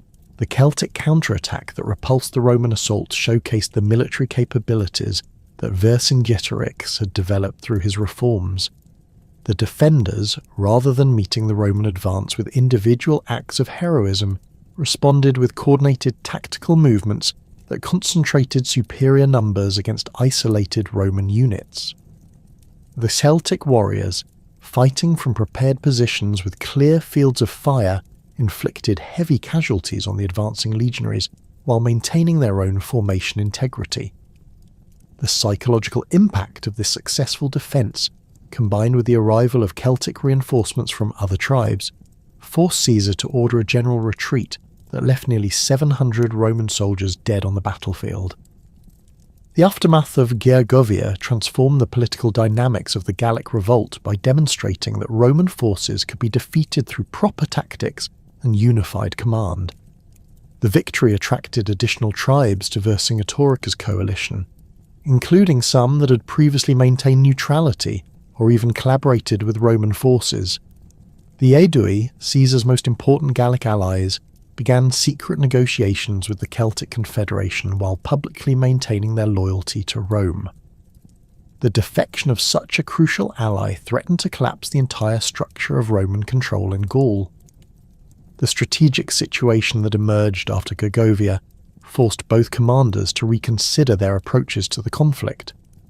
Caesar recognized that his traditional tactics of rapid movement and decisive battles were inadequate against an enemy that could avoid direct confrontation, while maintaining pressure through coordinated attacks on Roman vulnerabilities. Vercingetorix understood that his victory at Gergovia, while significant, had not destroyed Roman military capability, and that Caesar would return with reinforcements and new strategies designed to overcome Celtic defensive advantages. The Celtic War Council that met following the victory at Gergovia revealed the challenges involved in maintaining unity among tribes with different strategic priorities and traditional rivalries. Representatives from over 60 tribes participated in debates that addressed fundamental questions about the conduct of the war and the political structure of post-Roman Gaul. The discussions involved complex negotiations between tribal leaders who had to balance their commitment to the pan-Gallic cause with their obligations to their own peoples and territories. The decision to concentrate Celtic forces at Alesia reflected Vercingetorix's strategic assessment that the revolt had reached a critical juncture requiring decisive action. The hilltop fortress, located in the territory of the Mandubi tribe, offered defensive advantages similar to those at Gergovia, while providing a central location that could serve as a rallying point for Celtic forces from across Gaul. The city's position on major trade routes ensured adequate supplies for a prolonged siege, while its fortifications provided protection against Roman assault tactics. The concentration of Celtic forces at Alesia created the largest army that had ever assembled under unified Celtic command. The garrison that occupied the fortress numbered approximately 80,000 warriors, while additional forces totaling nearly 250,000 men gathered in the surrounding territory to support the defence. These numbers represented a significant portion of the military-age population of Gaul, demonstrating the extent to which the revolt had mobilised Celtic society for total war against Roman domination. The Roman response to the Celtic concentration at Alesia revealed Caesar's recognition that the siege would determine the outcome of the entire Gallic revolt. The proconsul assembled all available forces for what he understood would be the decisive confrontation of the war. The Roman army that advanced toward Alesia included 8 legions totaling approximately 40,000 men, supported by auxiliary forces and allied contingents that brought the total strength to nearly 60,000 soldiers. This represented the largest Roman force that had ever operated in Gaul. demonstrating the resources that Rome was willing to commit to suppressing the revolt. The siege of Alesia began with Roman engineering operations that showcased the technical capabilities that gave Roman armies decisive advantages in prolonged confrontations. The Roman engineers, working under the direction of specialists trained in siege warfare, constructed a double line of fortifications that completely surrounded the Celtic stronghold. The inner wall, known as the circumvallation, prevented the defenders from breaking out of the city, while the outer wall, called the contravallation, protected the Roman forces from attacks by the Celtic relief army that was assembling in the surrounding territory. The construction of these fortifications required extraordinary engineering expertise and massive labour resources. The circumvallation extended for approximately 16 kilometres around the base of the hill on which Alesia was built, incorporating natural terrain features while creating artificial barriers where necessary. The defensive works included ditches filled with sharpened stakes, earthwork ramparts topped with wooden palisades, and stone walls reinforced with iron spikes. The complexity of these fortifications demonstrated Roman mastery of siege warfare techniques that had been developed through centuries of military experience.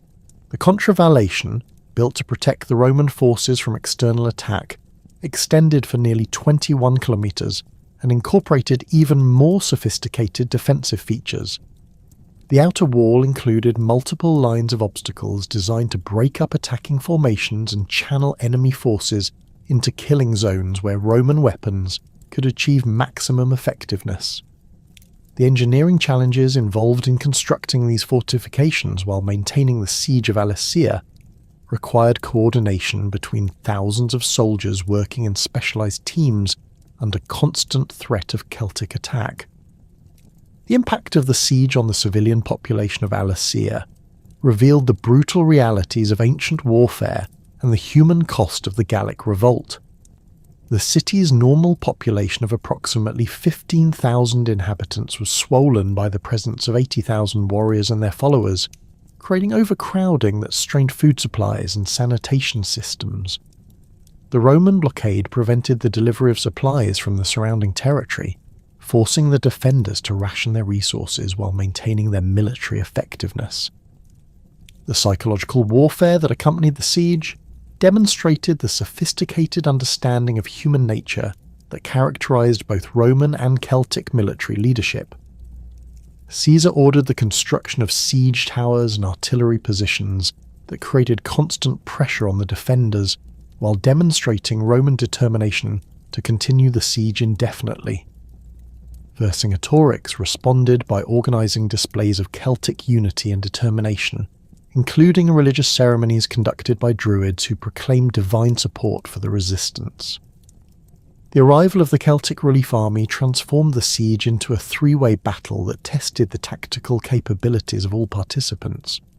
The relief force, commanded by Vercingetorix's cousin Vercassivelaunus, numbered approximately 250,000 warriors drawn from tribes across Gaul.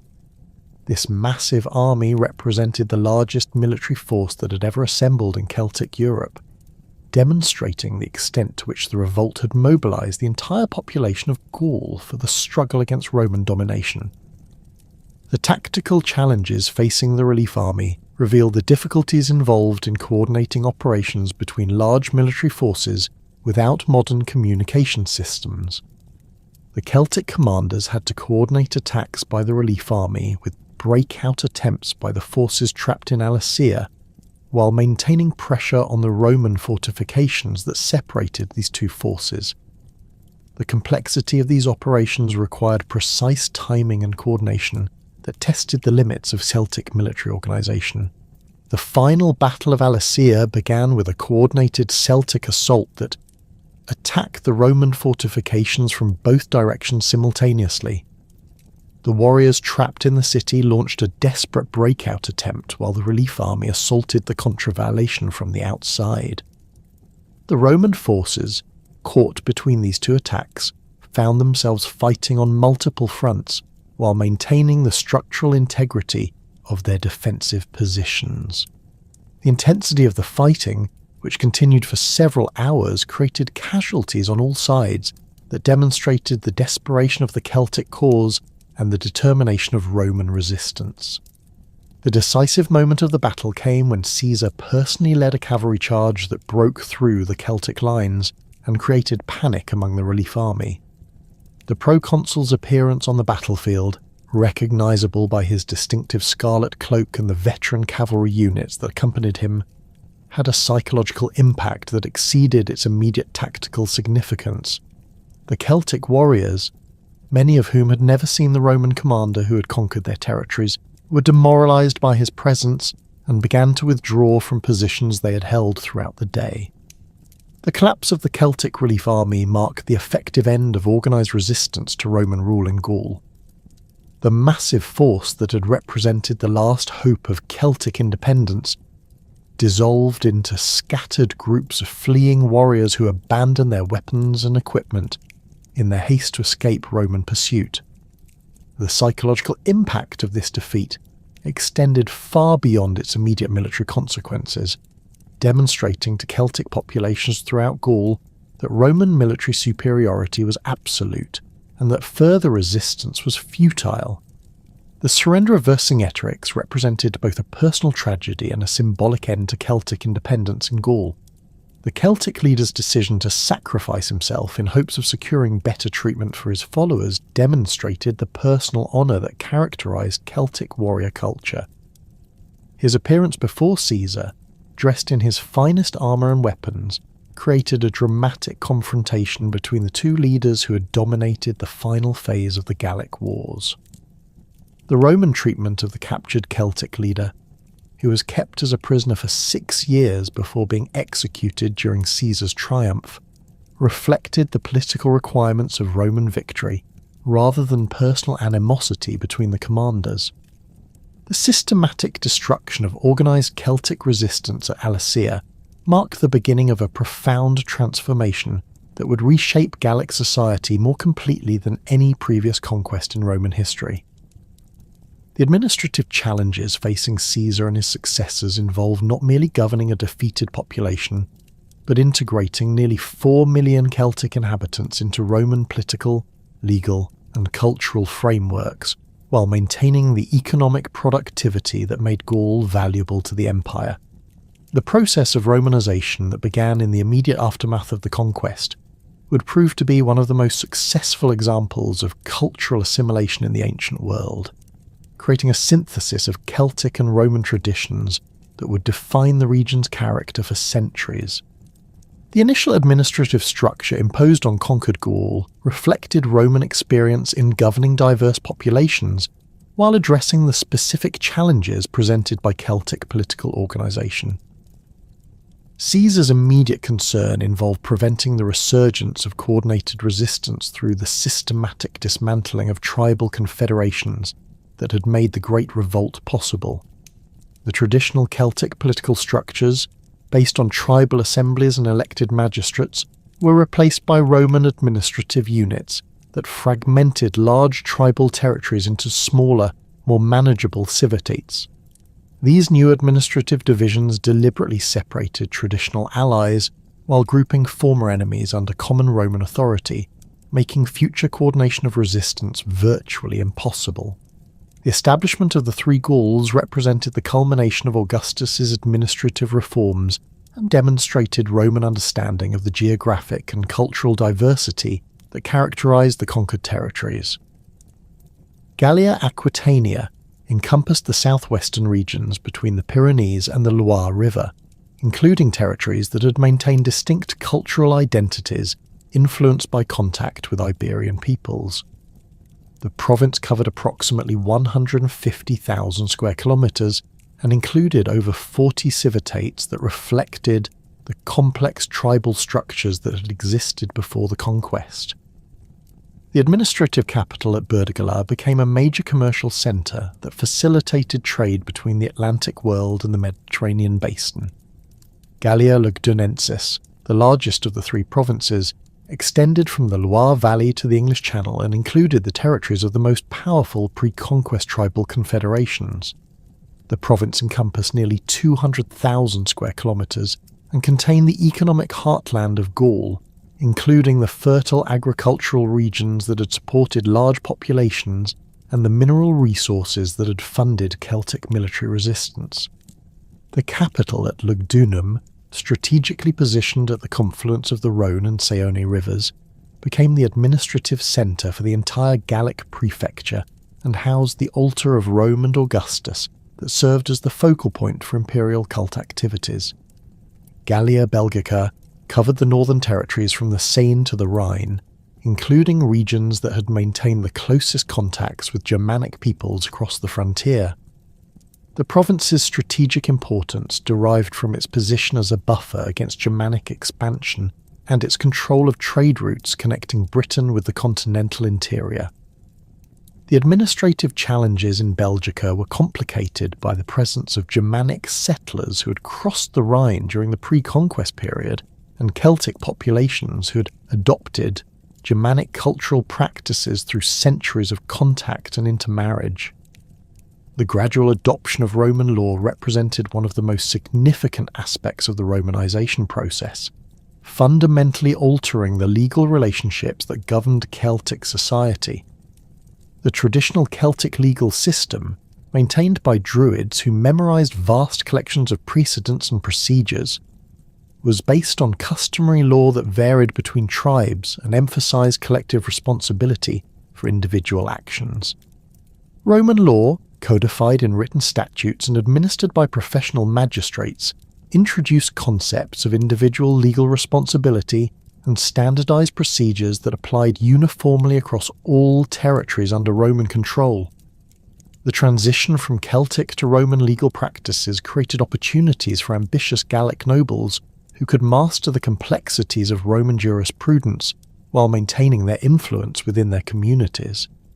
These individuals, often educated in Roman schools or through service in auxiliary military units, became intermediaries between Roman administrators and Celtic populations. Their success in navigating both legal systems enabled them to accumulate wealth and political influence that exceeded what would have been possible under traditional Celtic arrangements. The establishment of Roman courts in major settlements throughout Gaul provided Celtic populations with access to legal procedures that offered advantages over traditional methods of dispute resolution. Roman law's emphasis on written contracts and documentary evidence appealed to merchants and landowners who required predictable legal frameworks for commercial activities. The Roman legal system's protection of property rights encouraged agricultural investment and commercial development that increased the overall prosperity of the region, while creating new opportunities for social advancement. The integration of Celtic legal traditions with Roman jurisprudence created hybrid systems that preserved elements of customary law while adopting Roman procedural standards. Local magistrates, often drawn from established Celtic noble families, administered justice according to Roman legal principles while maintaining sensitivity to traditional Celtic customs and social relationships.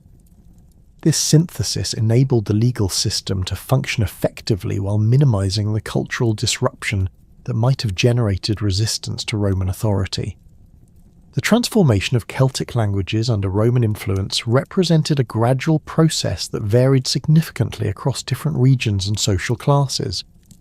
Latin became the language of administration, commerce, and formal education, creating practical incentives for Celtic elites to achieve fluency in the imperial language.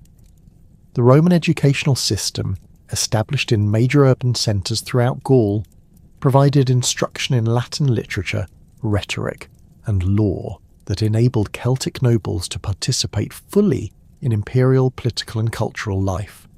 The persistence of Celtic languages in rural areas and among lower social classes created a linguistic diversity that characterized Gallic society throughout the Roman period. Agricultural communities, isolated from major commercial centres and administrative capitals, maintained their traditional languages while gradually adopting Latin vocabulary related to new technologies, legal concepts, and religious practices. This linguistic evolution created regional dialects that combined Celtic grammatical structures with Latin lexical elements, producing languages that were distinctly Gallo-Roman in character. The adoption of Roman customs by Celtic elites reflected both practical considerations and genuine cultural attraction to Mediterranean civilization. The Roman lifestyle, with its emphasis on urban amenities, literary culture, and sophisticated material comforts, appealed to Celtic nobles who had accumulated wealth through collaboration with Roman administrators or success in commercial activities. The construction of Roman-style villas in rural areas demonstrated the extent to which Celtic landowners had adopted Roman architectural preferences and domestic arrangements.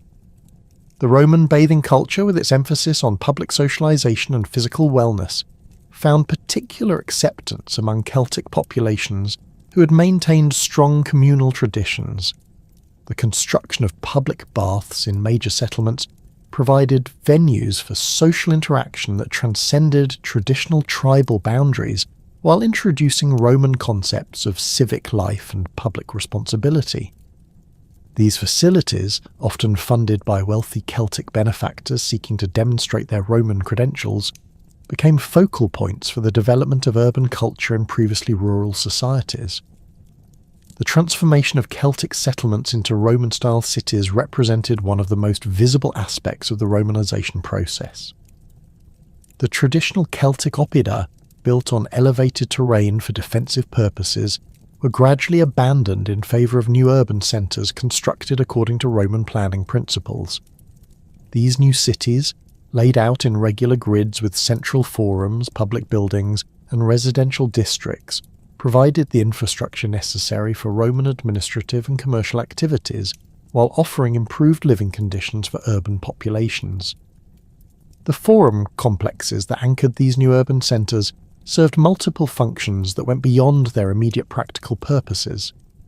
The basilicas that dominated forum architecture provided venues for legal proceedings, commercial transactions, and public assemblies that brought together diverse populations under Roman institutional frameworks. The temples that flanked forum spaces introduced Roman religious practices while providing opportunities for the syncretism of Celtic and Roman deities that facilitated cultural integration. The construction of theatres and amphitheatres in major Gallic cities demonstrated Roman commitment to providing the cultural amenities that characterised civilised urban life. These entertainment venues, often built through the patronage of wealthy Celtic nobles seeking to demonstrate their Roman sophistication, provided programming that included both traditional Roman spectacles and performances that incorporated Celtic cultural elements. The popularity of these venues among Celtic populations indicated the extent to which Roman entertainment culture had been accepted and integrated into local social life. The development of Roman-style residential architecture reflected the changing social aspirations of Celtic elites who had prospered under Roman rule. The traditional Celtic roundhouses, constructed of wood and thatch with central hearths, were replaced by rectangular stone buildings with hypocauste heating systems, glass windows, and elaborate decorative programs that demonstrated their owners' wealth and cultural sophistication. These architectural changes represented more than mere aesthetic preferences. They reflected fundamental alterations in domestic life and social relationships that accompanied the adoption of Roman cultural practices. The integration of Gallic nobility into Roman political structures created opportunities for advancement that exceeded anything available under traditional Celtic arrangements. The Roman cursus honorum provided ambitious Celtic nobles with clearly defined pathways to political influence and social prestige that transcended tribal boundaries. Service in local magistracies, followed by advancement to provincial positions and potentially imperial offices, offered careers that could elevate individuals from provincial obscurity to positions of influence within the broader Roman world. The military service that provided many Celtic nobles with their introduction to Roman culture and political systems proved to be one of the most effective mechanisms for cultural integration. The auxiliary units that recruited Celtic warriors provided training in Roman military techniques, while exposing recruits to Roman values, customs, and social relationships. The veterans who returned to their communities after completing military service brought with them knowledge of Roman practices and connections to Roman administrative networks that facilitated their integration into colonial society. The emergence of Celtic equestrian families represented the success of Roman policies designed to create local elites with vested interests in imperial stability. These families, often descended from traditional Celtic nobles who had collaborated with Roman administrators, accumulated wealth through landholding, commercial activities, and imperial service. Their sons received Roman educations and pursued careers that took them throughout the empire, creating networks of influence that connected Gallic communities to the broader Roman world. The religious transformation that accompanied political and cultural Romanization involved complex processes of syncretism that preserved Celtic spiritual traditions while incorporating Roman theological concepts and ritual practices. The Roman policy of Interpretatio Romana, which identified Celtic deities with Roman counterparts, facilitated religious integration while maintaining continuity with traditional Celtic spiritual life.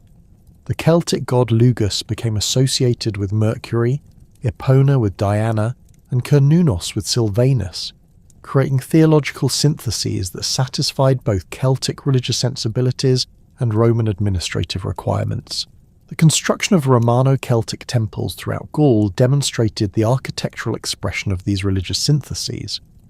These buildings, which combined Roman construction techniques with Celtic spatial concepts, provided venues for worship that accommodated both Roman and Celtic ritual practices. The temple complexes often included features such as sacred groves, ritual pools, and offering deposits that preserved Celtic religious traditions while incorporating Roman architectural elements and decorative programs. The persistence of Druidic traditions, despite Roman suppression efforts, reflected the deep cultural significance of Celtic religious practices and their adaptation to changed political circumstances. The Druids, deprived of their traditional roles as judges and political advisors, focused their activities on religious instruction and the preservation of Celtic cultural memory.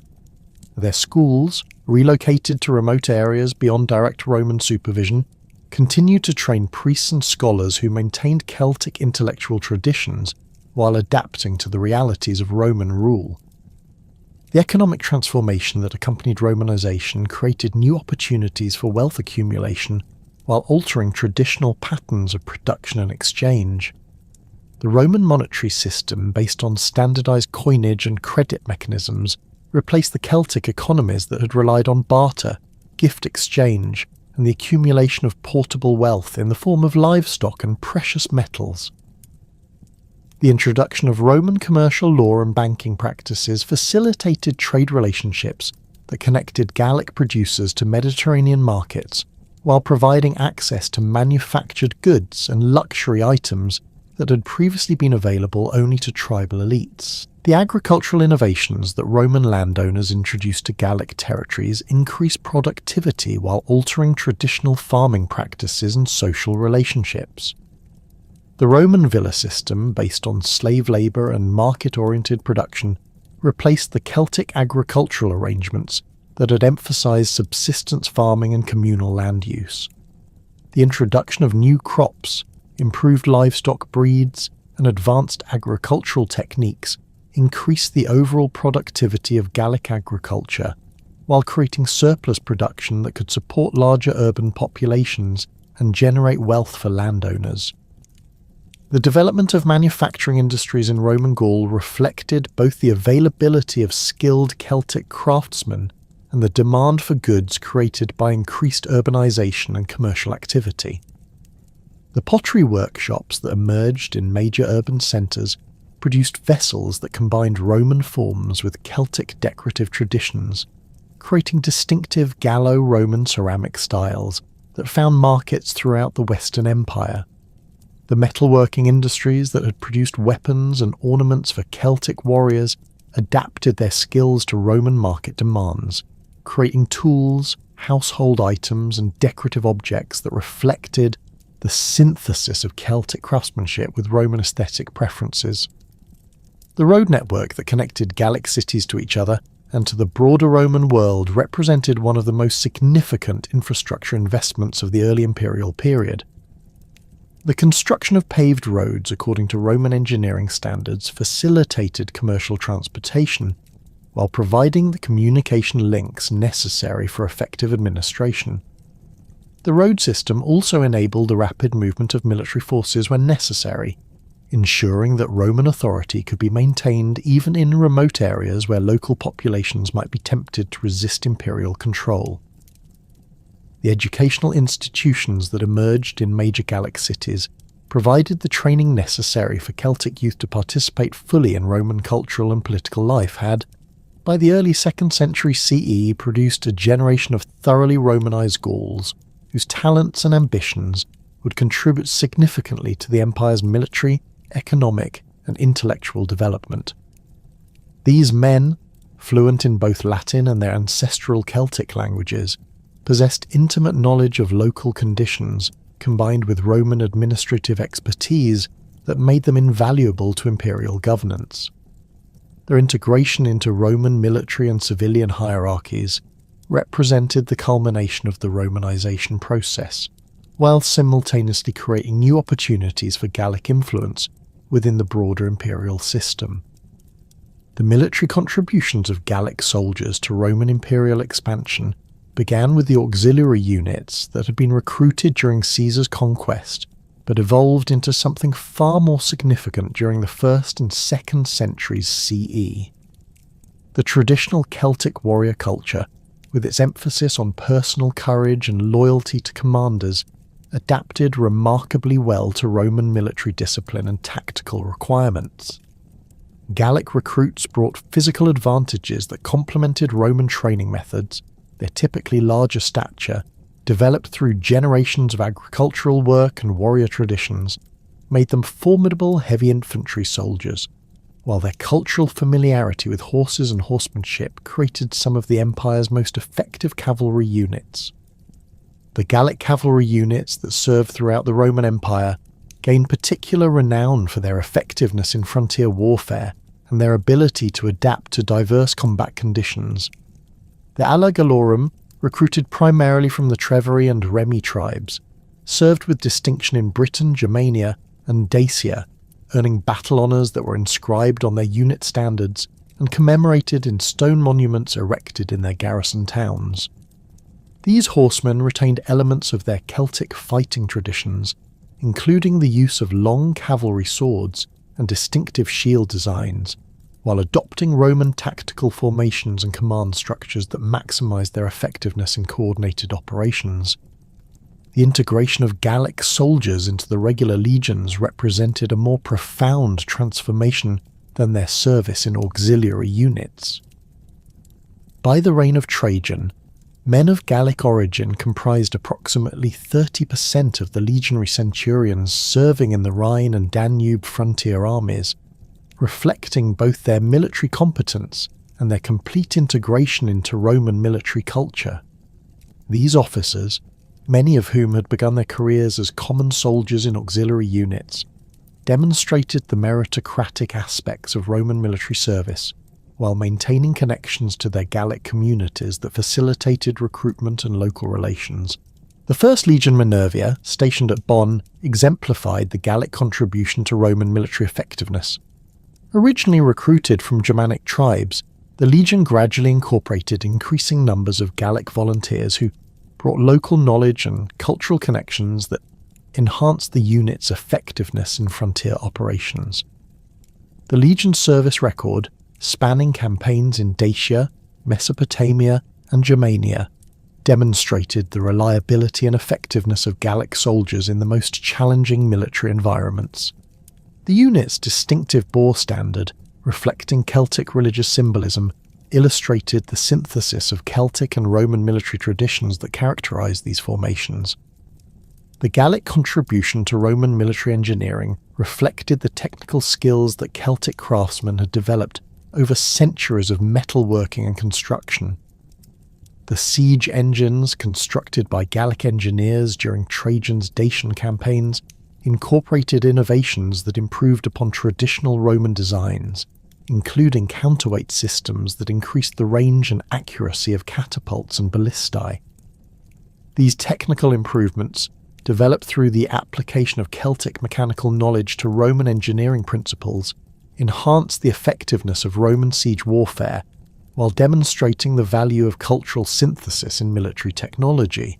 The economic prosperity that characterized Gaul during the High Empire period resulted from the successful integration of Celtic agricultural knowledge with Roman commercial practices and infrastructure investment. The fertile soils of the Gallic provinces, enhanced by Roman agricultural techniques and connected to Mediterranean markets through improved transportation networks, produced agricultural surpluses that supported both local urbanization and export to other regions of the empire. The grain production of the Seine and Loire valleys supplied the Rhine armies and contributed to the food security of Rome itself, while Gallic livestock provided meat, leather, and wool that found markets throughout the western provinces. The agricultural innovations that Gallic farmers developed during this period reflected their adaptation of Roman farming techniques to local conditions and their integration of Celtic traditional knowledge with Mediterranean agricultural practices. The heavy plough, introduced by Roman colonists but modified by Gallic craftsmen to handle the clay soils of northern Gaul, enabled the cultivation of previously unusable land while increasing yields on existing farmland. The crop rotation systems that emerged in Gallic territories combined Roman knowledge of soil management with Celtic understanding of local climate patterns, creating agricultural practices that maximize productivity while maintaining soil fertility. The livestock breeding programs that developed in Gallic provinces produced animals that were superior to their Mediterranean counterparts in size, strength, and adaptability to northern European conditions. The Gallic horses, bred from Celtic stock enhanced by selective breeding techniques learned from Roman agricultural writers, became highly prized throughout the empire for their use in cavalry units and civilian transportation. The cattle herds that grazed in the extensive pastures of central Gaul provided not only meat and dairy products but also the leather that supplied Roman military units and civilian markets throughout the western provinces. The manufacturing industries that emerged in Gallic cities during the 2nd century CE represented the successful combination of Celtic craftsmanship traditions with Roman market organization and capital investment. The pottery workshops of La Graufasenke in southern Gaul produced terra sigillata vessels that were exported throughout the Western Empire, their distinctive red-glazed surfaces bearing decorative motifs that combined Roman artistic themes with Celtic design elements. The scale of production at these workshops, employing hundreds of skilled craftsmen and producing thousands of vessels annually, demonstrated the industrial capabilities that had developed in Romanized Gallic communities.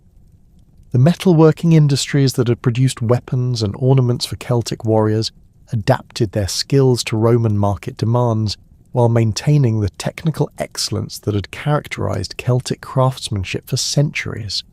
The bronze workshops of Lugdunum produced military equipment, household items, and decorative objects that found markets throughout the empire, their products bearing the distinctive quality marks that identified Gallic manufacturers. The iron production centres that emerged in the forested regions of eastern Gaul supplied raw materials and finished goods to Roman military units while developing new techniques for steel production that improved upon traditional Roman methods.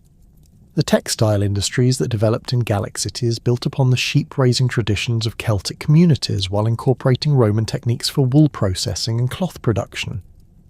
The woolen fabrics produced in workshops throughout Gaul became renowned for their quality and durability, finding markets in Rome itself where Gallic cloth was prized for its superior characteristics. The linen production that developed in the flax-growing regions of northern Gaul created another major export industry that connected Gallic producers to Mediterranean markets while providing employment for thousands of skilled workers. The trade networks that connected Gallic producers to markets throughout the Roman Empire reflected the entrepreneurial skills of Gallic merchants who had adapted Celtic trading traditions to Roman commercial practices. The merchant families that emerged in major Gallic cities maintained trading relationships that extended from Britain to North Africa, facilitating the exchange of goods that included not only Gallic agricultural and manufactured products, but also exotic items from distant provinces. These commercial networks, supported by Roman legal frameworks and currency systems, created wealth that funded urban development and cultural activities throughout Gaul. The Rhine trade route, controlled largely by Gallic merchants based in Lugdunum and Mogontiacum, carried goods between the Mediterranean world and the Germanic frontier territories. The river barges that plied this route, constructed by Gallic shipbuilders using techniques that combined Celtic woodworking traditions with Roman engineering principles, could carry loads that exceeded those of Mediterranean vessels while navigating the challenging conditions of river transportation. The profits generated by this trade supported the development of commercial centres throughout the Rhine Valley, while providing the Roman military with access to supplies and equipment necessary for frontier defence. The Atlantic trade networks that connected Gallic ports to Britain, Spain, and North Africa demonstrated the maritime capabilities that Gallic merchants had developed through centuries of coastal navigation. The ships that sailed from Burdigala and other Atlantic ports carried Gallic wine, pottery, and manufactured goods to distant markets while returning with tin from Britain, silver from Spain, and exotic products from North Africa.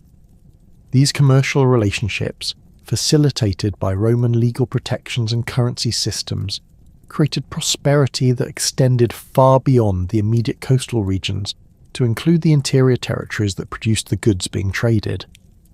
The emergence of notable Gallic figures in Roman political life reflected both the success of Romanization policies and the recognition of Gallic talents by imperial administrators.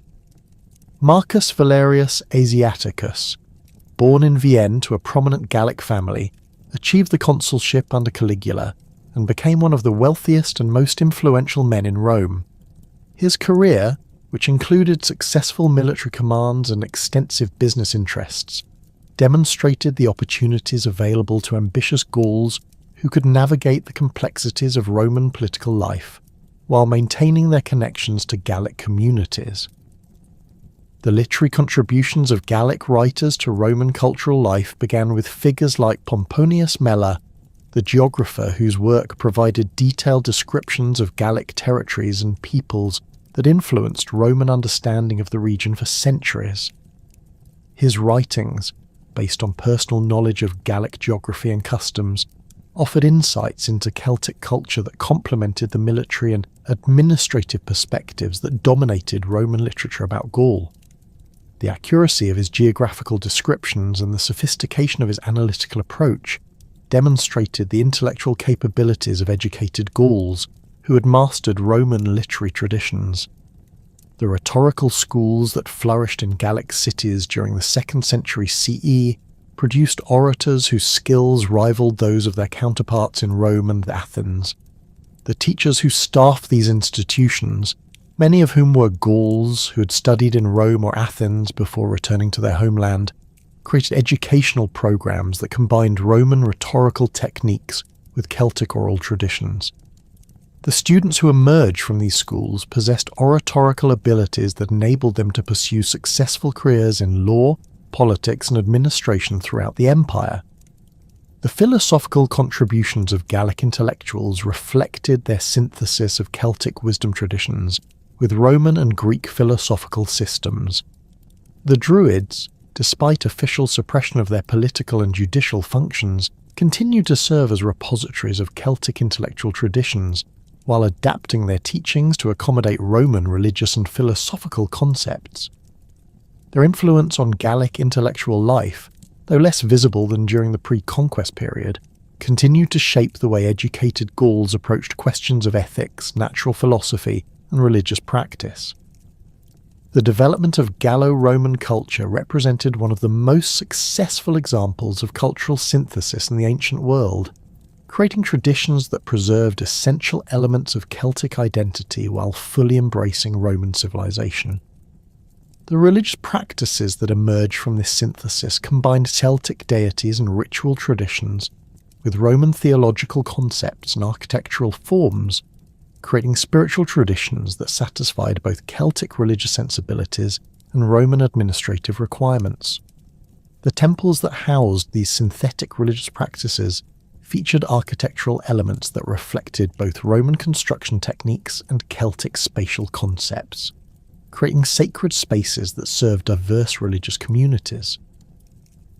The artistic traditions that developed in Gallic communities during the Roman period reflected the creative synthesis of Celtic decorative motifs with Roman artistic themes and techniques. The sculptural programs that adorned public buildings in Gallic cities incorporated Celtic symbolic elements into Roman architectural contexts, creating decorative schemes that celebrated both imperial authority and local cultural identity. The mosaics that decorated the floors of wealthy Gallic homes combined Roman geometric patterns with Celtic natural motifs, creating artistic compositions that reflected the cultural complexity of Romanized Gallic society. The domestic architecture that emerged in Gallic cities and rural areas demonstrated the adaptation of Roman building techniques to local conditions and cultural preferences. The villas that wealthy Gauls constructed in rural areas incorporated Roman amenities like hypocaust heating systems and bath complexes, while maintaining spatial arrangements that reflected Celtic social traditions and family structures. These buildings, often decorated with frescoes and mosaics that combined Roman and Celtic artistic elements, represented the material expression of Gallo-Roman cultural synthesis. The urban planning that characterized Gallic cities during the Roman period reflected the successful integration of Roman administrative requirements with Celtic community traditions. The forum complexes that anchored these urban centres provided venues for commercial, legal and social activities that brought together diverse populations, while maintaining spaces for traditional Celtic gatherings and celebrations. The residential districts that surrounded these civic centres accommodated both Roman colonists and Romanized Gauls in neighbourhoods that reflected the social integration that had occurred during the Romanization process. The festival traditions that developed in Gallic communities combined Roman religious observances with Celtic seasonal celebrations, creating cultural events that reinforced both imperial loyalty and local identity. The Lunasad celebrations that marked the harvest season incorporated Roman Thanksgiving rituals, while maintaining Celtic traditions of community feasting and athletic competitions. These festivals, supported by wealthy Gallic patrons and attended by diverse populations, demonstrated the successful synthesis of Celtic and Roman cultural traditions that characterized Gallo-Roman society. The educational achievements and cultural synthesis that had characterized Gallo-Roman society during the High Empire began to face unprecedented challenges as the 3rd century CE progressed.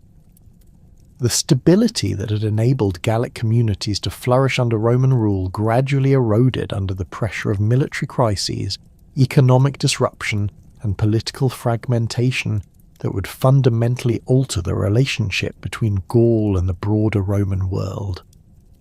The crisis of the 3rd century, as modern historians term this period of instability, struck the Gallic provinces with particular severity due to their strategic position along the Rhine frontier and their economic importance to the imperial system. The military pressures that initiated this crisis emerged from beyond the Rhine, where Germanic tribal confederations had been consolidating their strength and expanding their territorial ambitions throughout the early 3rd century. The Alemanni, a coalition of Germanic tribes whose name meant all men, had established their dominance over territories in what is now southwestern Germany and eastern Switzerland. Their military organisation represented a significant evolution from earlier Germanic tribal structures, incorporating professional warrior bands, standardized weapons and tactics, and coordinated strategic planning that enabled them to conduct sustained campaigns against Roman frontier defences. The Alemannic military system combined traditional Germanic warrior culture with innovations learned through centuries of contact with Roman forces. Their infantry formations featured heavily armed warriors carrying long spears, broad-bladed swords, and wooden shields reinforced with iron bosses. These men, selected from the finest warriors of constituent tribes, underwent rigorous training that emphasized both individual combat skills and coordinated unit tactics. The Alemannic cavalry, mounted on sturdy horses bred for endurance rather than speed, provided reconnaissance and pursuit capabilities that enhanced the Confederation's strategic mobility. The first major Alemannic incursion into Gallic territory occurred in 213 CE, when approximately 20,000 warriors crossed the Rhine near Mogontiacum and advanced into the interior of Gallia Superior. The Roman garrison forces, weakened by troop withdrawals for campaigns in other theatres, proved inadequate to contain this penetration. The Alemannic raiders, employing hit-and-run tactics that maximised their mobility while avoiding direct confrontation with Roman fortifications, devastated the countryside throughout the Vosges region, before withdrawing across the Rhine with substantial plunder and captives. The economic impact of these raids extended far beyond the immediate destruction they caused. The agricultural communities that had provided the foundation of Gallic prosperity found themselves unable to maintain normal production cycles when faced with the constant threat of Germanic attacks. Farmers abandoned exposed settlements for the protection of fortified towns, leaving fertile fields uncultivated and livestock herds vulnerable to raiding parties. The commercial networks that had connected Gallic producers to Mediterranean markets suffered severe disruption as merchants avoided routes that passed through areas subject to Germanic incursions. The Roman military response to these threats revealed the extent to which imperial resources had been stretched by simultaneous crises on multiple frontiers. The Rhine army, traditionally the strongest force in the Western Empire, had been reduced to approximately 40,000 men, distributed among dozens of fortifications along frontier that extended for over 500 kilometres. Many of these garrisons consisted of local militia units with limited training and equipment, while the veteran legions that had previously anchored frontier defence had been transferred to campaigns in Mesopotamia and along the Danube. The inadequacy of conventional Roman defensive strategies became apparent during the massive Alemannic invasion of 233 CE, when Germanic forces numbering an estimated 70,000 warriors penetrated deep into Gallic territory and besieged several major cities. The siege of Argentoratum lasted for 3 months, during which the Germanic forces demonstrated sophisticated understanding of Roman fortification techniques and siege warfare. Their assault methods included the construction of siege towers, the use of battering rams against city gates, and coordinated attacks that exploited weaknesses in defensive perimeters. The civilian population of Gallic cities experienced the full horror of 3 RD century warfare during these sieges. The inhabitants of Argentoratum, trapped within their walls while Germanic forces controlled the surrounding countryside, faced starvation as food supplies dwindled and attempts to break the siege failed. The archaeological evidence from this period reveals hasty burials, hidden treasure hoards, and the systematic destruction of public buildings that characterized the urban crisis of the 3rd century. The psychological impact of these experiences fundamentally altered the relationship between Gallic communities and Roman imperial authority. The emergence of the Gallic Empire in 260 CE represented both a response to Roman military failure and an assertion of regional autonomy that reflected the growing political sophistication of Gallic leadership. Marcus Cassianius Latinius Postumus, the Roman general who proclaimed himself emperor in Gaul, possessed the military experience and political connections necessary to establish an alternative imperial structure. His background as commander of Rhine frontier forces provided him with intimate knowledge of the military challenges facing the region, while his connections to prominent Gallic families gave him the local support necessary to maintain his authority. The political structure that Postumus established in the Gallic Empire demonstrated the administrative capabilities that Gallic leaders had developed through centuries of participation in Roman governance. The imperial court at Trier functioned according to Roman constitutional principles while addressing the specific needs of the Gallic provinces. The Senate that advised the Gallic emperor included representatives from major Gallic cities and tribal territories, creating a governing body that combined Roman institutional forms with Celtic traditions of collective decision-making. The military organisation of the Gallic Empire reflected Postumus's understanding of the strategic challenges facing the region and his ability to mobilise local resources for defence. The army that served the Gallic emperors included both regular Roman units that had declared their loyalty to the breakaway regime and newly recruited formations drawn from Gallic communities.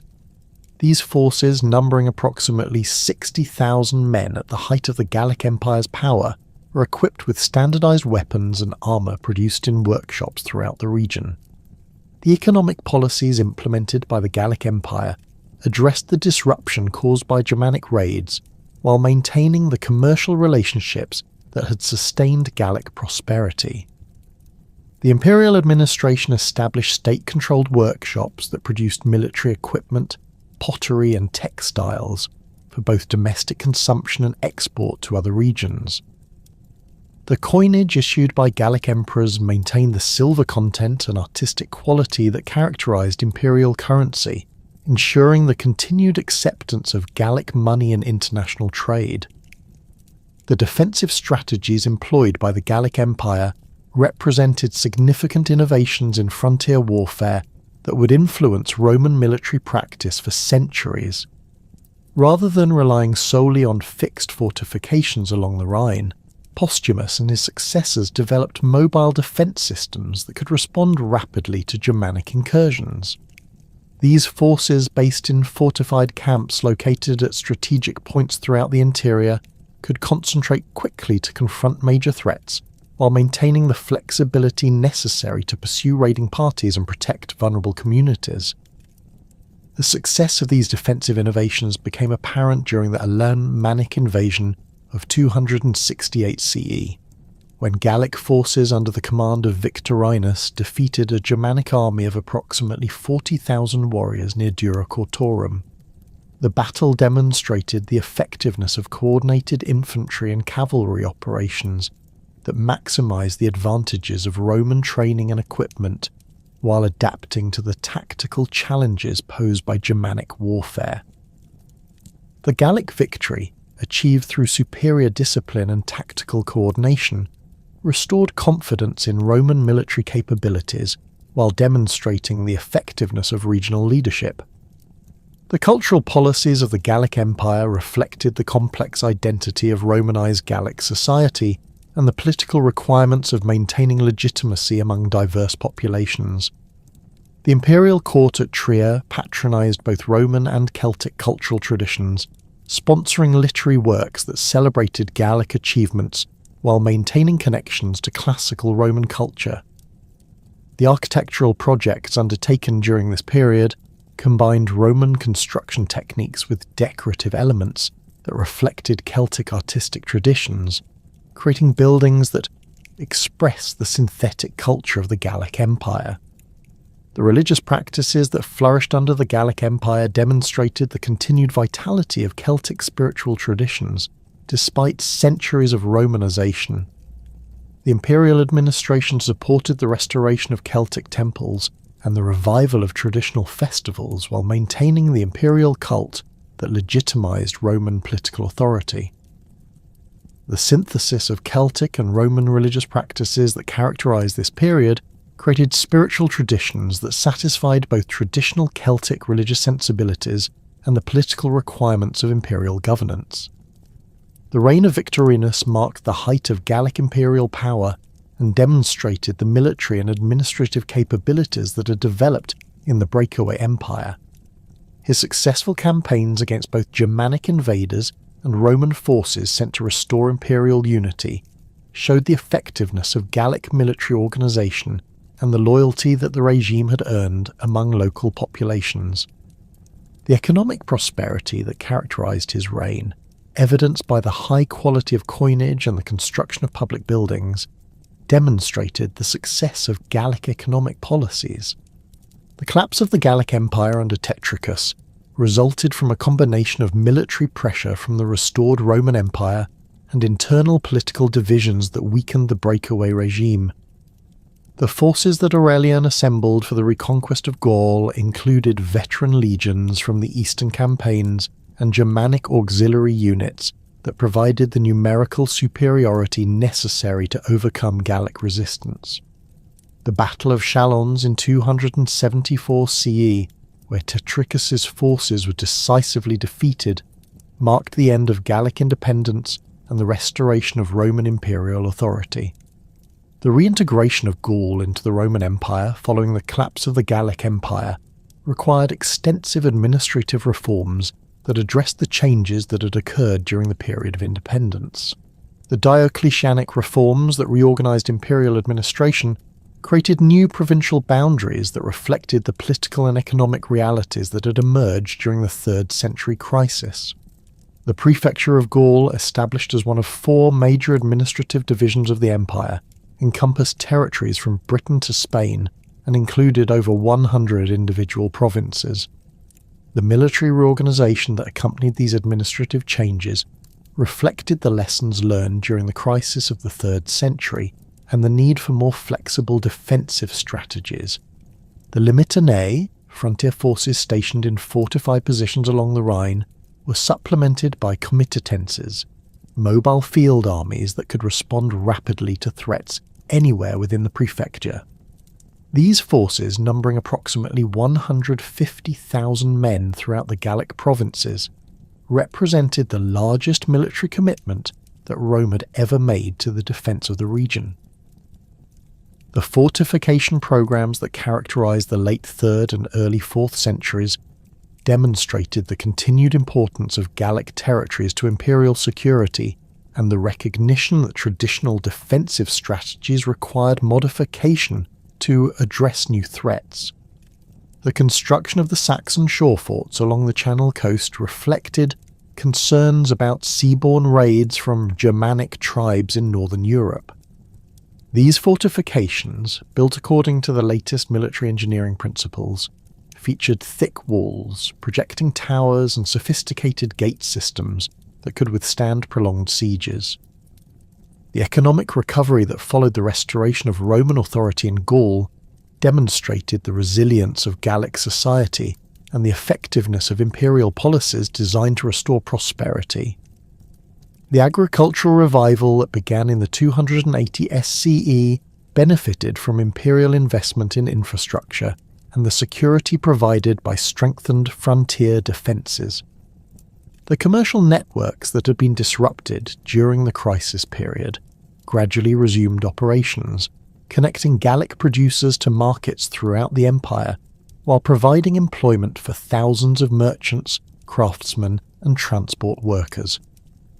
The Frankish Confederation that emerged along the Lower Rhine during the late 3rd century represented a new type of Germanic political organisation that combined traditional tribal structures with innovations learned through contact with Roman civilization.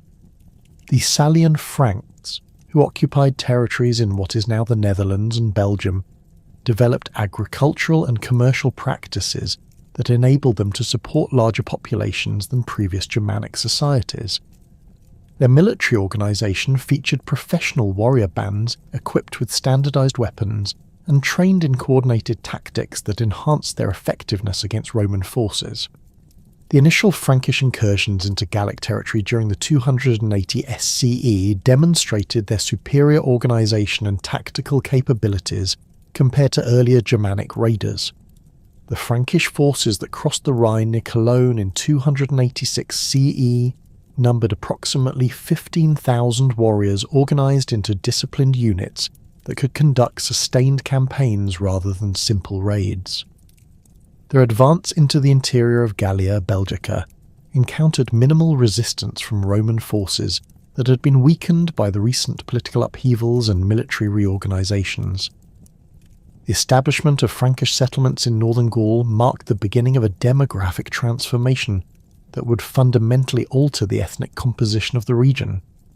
The Germanic colonists who followed the initial military incursions brought with them agricultural techniques, craft traditions, and social customs that differed significantly from those of the Romanized Gallic population. The interaction between these two populations created cultural syntheses that combined Germanic and Gallo-Roman elements in ways that would influence the development of medieval European civilization. The Roman response to Frankish expansion involved both military action and diplomatic negotiation that reflected the changing realities of imperial power in the late 3rd century. The foederty agreements that granted Frankish tribes legal status as Roman allies in exchange for military service created precedents for the integration of Germanic peoples into imperial structures.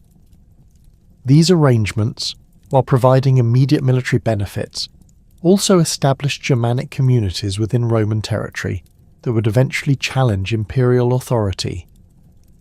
The Bagaudae movement that emerged in rural Gaul during the late 3rd century represented a different type of challenge to Roman authority that reflected the social tensions created by economic disruption and military crisis. The peasant armies that assembled under charismatic leaders like Amandus and Alienus included dispossessed farmers, escaped slaves, and deserters from Roman military units who had been driven to rebellion by the collapse of traditional social and economic relationships. Their guerrilla warfare tactics, conducted from bases in forested and mountainous regions, created security problems that diverted Roman resources from frontier defence. The suppression of the Bagaudae required military campaigns that demonstrated the continued effectiveness of Roman forces when properly organised and led.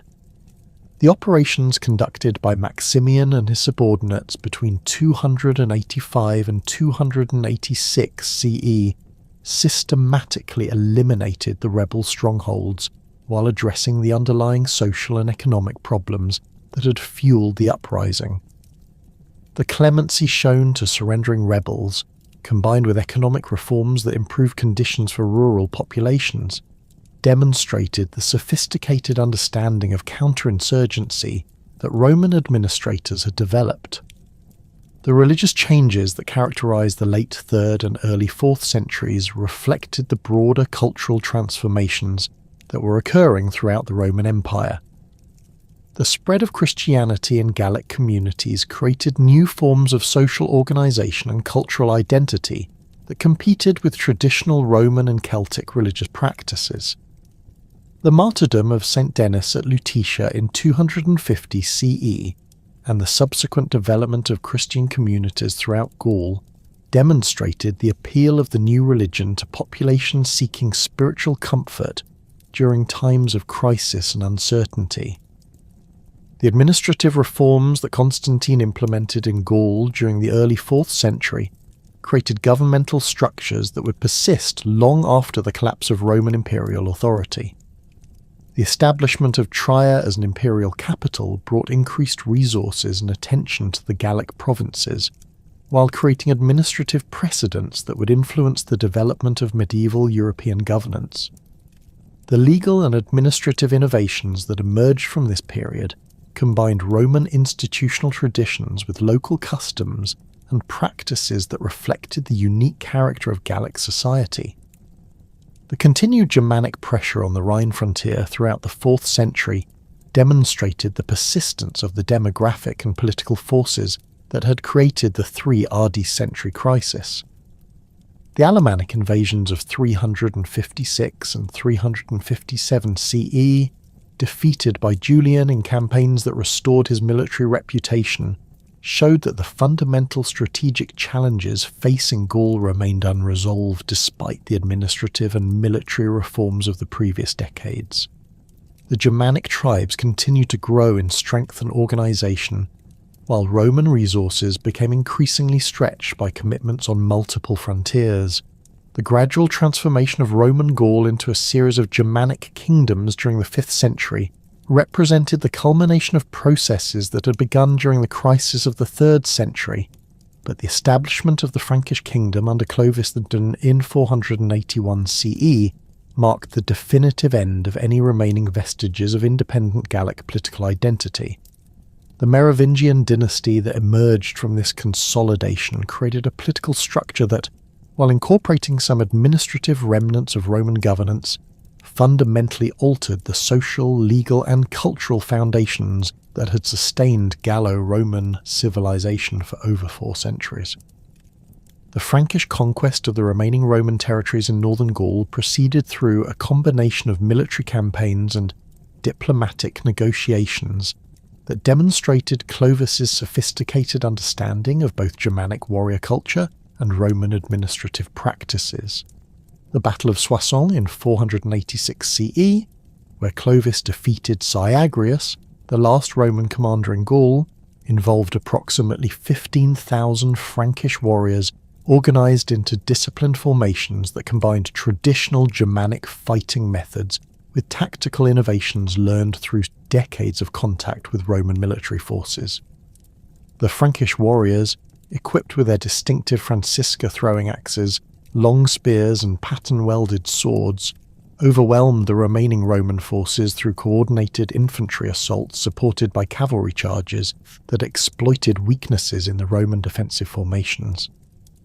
The aftermath of Soissons revealed the systematic nature of Frankish expansion and the deliberate policies designed to eliminate any possibility of Roman resurgence in Gaul.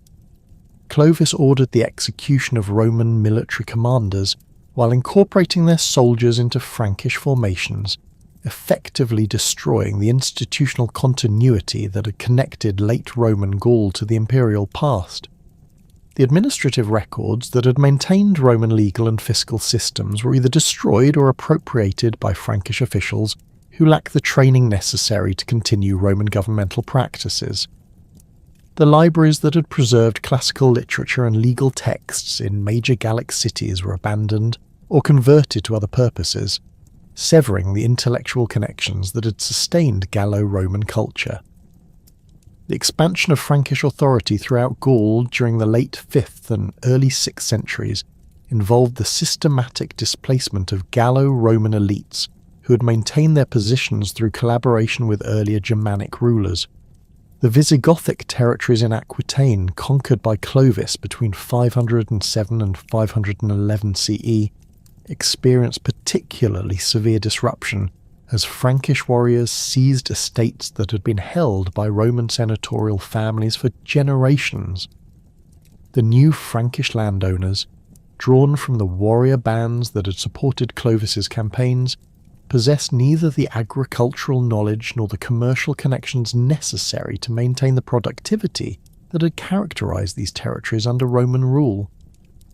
The legal transformation that accompanied Frankish expansion represented perhaps the most significant break with Roman traditions in Gaul. The Salic law, codified under Clovis's direction around 510 CE, established Germanic legal principles that fundamentally contradicted Roman jurisprudence in their emphasis on collective responsibility, compensation payments, and the legal status of different ethnic groups. The elaborate Roman legal procedures that had governed property disputes, commercial transactions, and criminal cases were replaced by Germanic customs that relied on oath-taking, trial by ordeal, and the judgment of local assemblies dominated by Frankish warriors. The economic disruption that resulted from these political and legal changes undermined the commercial networks that had sustained Gallic prosperity throughout the Roman period. The Mediterranean trade routes that had connected Gallic producers to markets throughout the empire gradually ceased operations as Frankish rulers proved unable to maintain the security and legal frameworks necessary for long-distance commerce. The workshops that had produced pottery, metalwork, and textiles for export throughout the Western Empire either closed or reduced their operations to serve purely local markets, eliminating thousands of skilled jobs and reducing the overall wealth of Gallic communities. The urban decline that characterized the transition from Roman to Frankish rule reflected the inability of Germanic political structures to support the complex administrative and commercial activities that had sustained Gallic cities. The forum complexes that had anchored urban life in Roman Gaul were abandoned or converted to other purposes as Frankish rulers established their courts in rural estates that better reflected Germanic social traditions. The public buildings that had provided venues for civic activities and cultural events fell into disrepair as Frankish administrators lacked both the resources and the inclination to maintain Roman architectural monuments. The demographic changes that occurred during this period involved not only the settlement of Germanic populations, but also the displacement and cultural assimilation of existing Gallo-Roman communities. The archaeological evidence from cemetery sites throughout Gaul reveals the gradual adoption of Germanic burial practices by populations that had previously followed Roman customs, indicating cultural transformation that extended beyond mere political control. The grave goods found in these burials show the replacement of Roman-style jewellery, pottery and personal items with Germanic artefacts that reflected different aesthetic preferences and social values. The role of Christianity in transforming Gallic society during this period proved to be both a force for cultural continuity and a mechanism for the obliteration of remaining pagan traditions. The conversion of Clovis to Catholic Christianity around 496 CE represented a calculated political decision that enabled him to gain the support of the Gallo-Roman population, while distinguishing his kingdom from the Arian Christian Visigothic and Burgundian realms. The baptism ceremony at Reims, conducted by Bishop Remigius before an audience that included both Frankish warriors and Gallo-Roman nobles, symbolically united the Germanic and Roman populations under a common religious identity, while establishing the Catholic Church as the primary institution capable of bridging cultural divisions. The ecclesiastical organisation that emerged under Frankish rule created new forms of cultural authority that gradually replaced both Roman administrative structures and Celtic religious traditions. The bishops who governed Christian communities throughout Gaul, many of whom were drawn from prominent Gallo-Roman families, possessed the education and administrative experience necessary to maintain some continuity with Roman institutional practices. These ecclesiastical leaders, while nominally subject to Frankish royal authority, often exercised greater practical influence over local populations than secular administrators, creating a parallel power structure that preserved elements of Roman governance within a Christian framework. The systematic suppression of pagan practices that characterized the Christianization of Gaul involved the destruction of temples, sacred groves, and ritual sites that had maintained connections to pre-Christian religious traditions. The Celtic sanctuaries that had survived the Roman period through syncretistic adaptations were systematically demolished or converted to Christian purposes, eliminating the physical spaces where traditional Celtic religious practices had been maintained. The druids who had preserved Celtic intellectual traditions, despite centuries of Roman suppression, found themselves completely marginalized in the new Christian order, their knowledge dismissed as superstition and their practices condemned as demonic. The monastic movement that spread throughout Gaul during the 6th and 7th centuries created new centres of learning and cultural preservation that gradually replaced the secular educational institutions that had sustained Gallo-Roman intellectual life. The monasteries established by figures like St. Columban and St. Eligius became repositories for classical texts and Christian writings, while developing new forms of artistic expression that combined Christian themes with elements derived from both Roman and Germanic traditions. The scriptoriums that operated in these monasteries preserved some classical literature while creating new works that reflected the synthesis of Christian, Roman, and Germanic cultural elements. The educational transformation that accompanied Christianization involved the replacement of classical Roman curricula with Christian instruction that emphasized religious doctrine over secular learning. The rhetorical schools that had trained Gallo-Roman elites for careers in law, administration and literature were either closed or converted to Christian purposes, eliminating the educational pathways that had maintained connections to classical culture. The new Christian schools that emerged in episcopal centres and monastic communities provided instruction in Latin grammar and Christian theology, while largely ignoring the philosophical, historical and literary traditions that had formed the foundation of Roman education. The linguistic changes that occurred during this period reflected the broader cultural transformation that was eliminating the last vestiges of distinct Gallic identity. The Celtic languages that had survived the Roman period in rural areas and among lower social classes faced systematic suppression as Frankish administrators and Christian missionaries promoted the use of Latin and increasingly Germanic languages in official and religious contexts. The Gaulish language, which had maintained its vitality in certain regions despite centuries of Romanization, gradually disappeared as speakers adopted Latin or Frankish to participate in the new political and religious structures. The survival of Latin in Gaul during this period involved significant modifications that reflected the influence of both Germanic and Celtic linguistic substrates. The Vulgar Latin that emerged in Frankish territories incorporated Germanic vocabulary related to military, legal and administrative concepts, while retaining Celtic phonological features that would eventually influence the development of Old French. The written Latin that was maintained in ecclesiastical and legal contexts gradually diverged from classical standards as scribes who lacked comprehensive classical education introduced innovations that reflected contemporary spoken usage. Archaeological evidence for the survival of Celtic elements in post-Roman Gaul reveals the complex processes of cultural transformation that characterized this period. The metalworking traditions that had produced distinctive Celtic artistic objects continued to influence the decorative arts of the Frankish period, with Germanic craftsmen incorporating Celtic motifs into their own artistic vocabulary. The pottery traditions that had maintained regional characteristics throughout the Roman period gradually disappeared as Germanic settlers introduced their own ceramic styles and production techniques. The agricultural practices that had sustained Gallic communities for centuries underwent significant changes as Germanic settlers introduced different farming methods and land use patterns.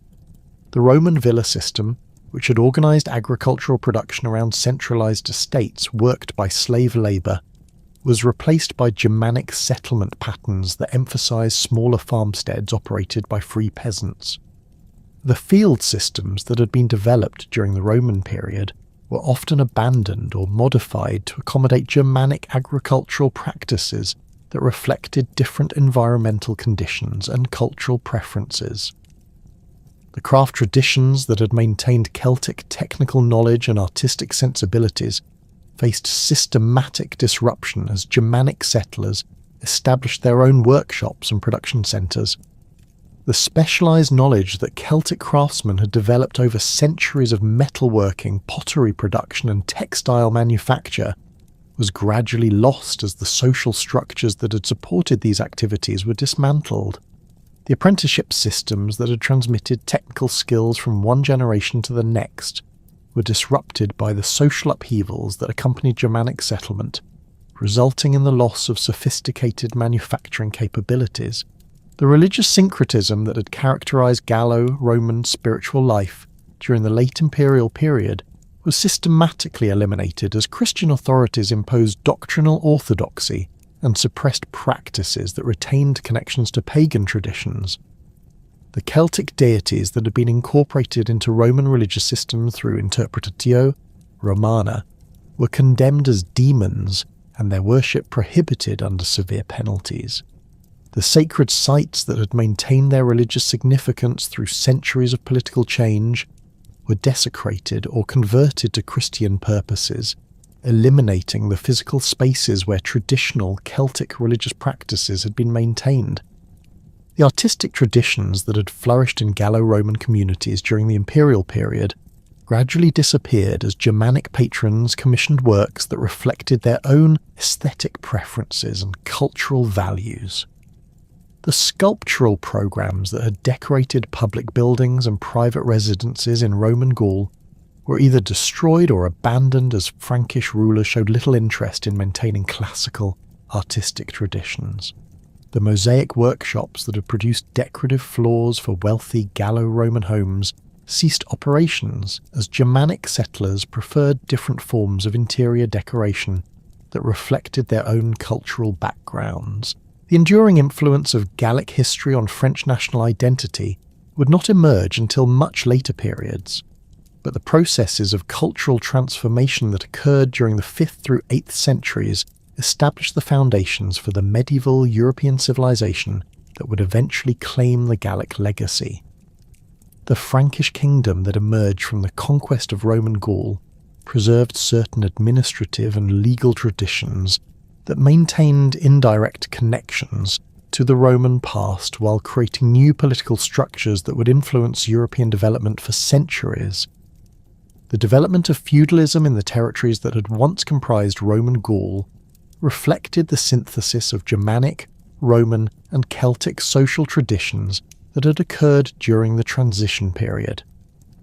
The personal relationships that bound warriors to their lords incorporated elements of Celtic clientage systems, Roman military organisation, and Germanic oath-taking traditions, creating new forms of social organisation that would characterise medieval European society. The agricultural arrangements that supported these feudal relationships combined Roman estate management practices with Germanic settlement patterns and Celtic farming techniques. The preservation of certain Roman legal concepts within Germanic legal systems created institutional continuities that would eventually contribute to the development of medieval European law. The Frankish legal codes that emerged during the 6th and 7th centuries incorporated Roman principles of property ownership, contract law, and judicial procedure while maintaining Germanic customs related to criminal justice and social organisation. These legal syntheses provided the foundation for the more sophisticated legal systems that would develop during the Carolingian period and beyond. The cultural legacy of the Gauls would eventually be rediscovered and romanticised during later periods of French history, but the actual Celtic civilization that had flourished in pre-Roman Gaul was effectively extinct by 800 CE. The linguistic, religious, artistic, and social traditions that had defined Gallic identity had been systematically eliminated through the combined effects of Romanization, Christianization, and Germanic conquest. The archaeological remains that modern scholars study represent the only surviving evidence of a civilization that had once dominated much of Western Europe, but had been completely absorbed into the broader currents of European cultural development. The transformation of Gaul from a collection of Celtic tribal territories into a Christian Germanic kingdom represented one of the most complete cultural transformations in European history. The process that began with Caesar's conquest and concluded with the establishment of the Carolingian Empire involved the systematic replacement of indigenous Celtic traditions with imported Roman and Germanic cultural elements.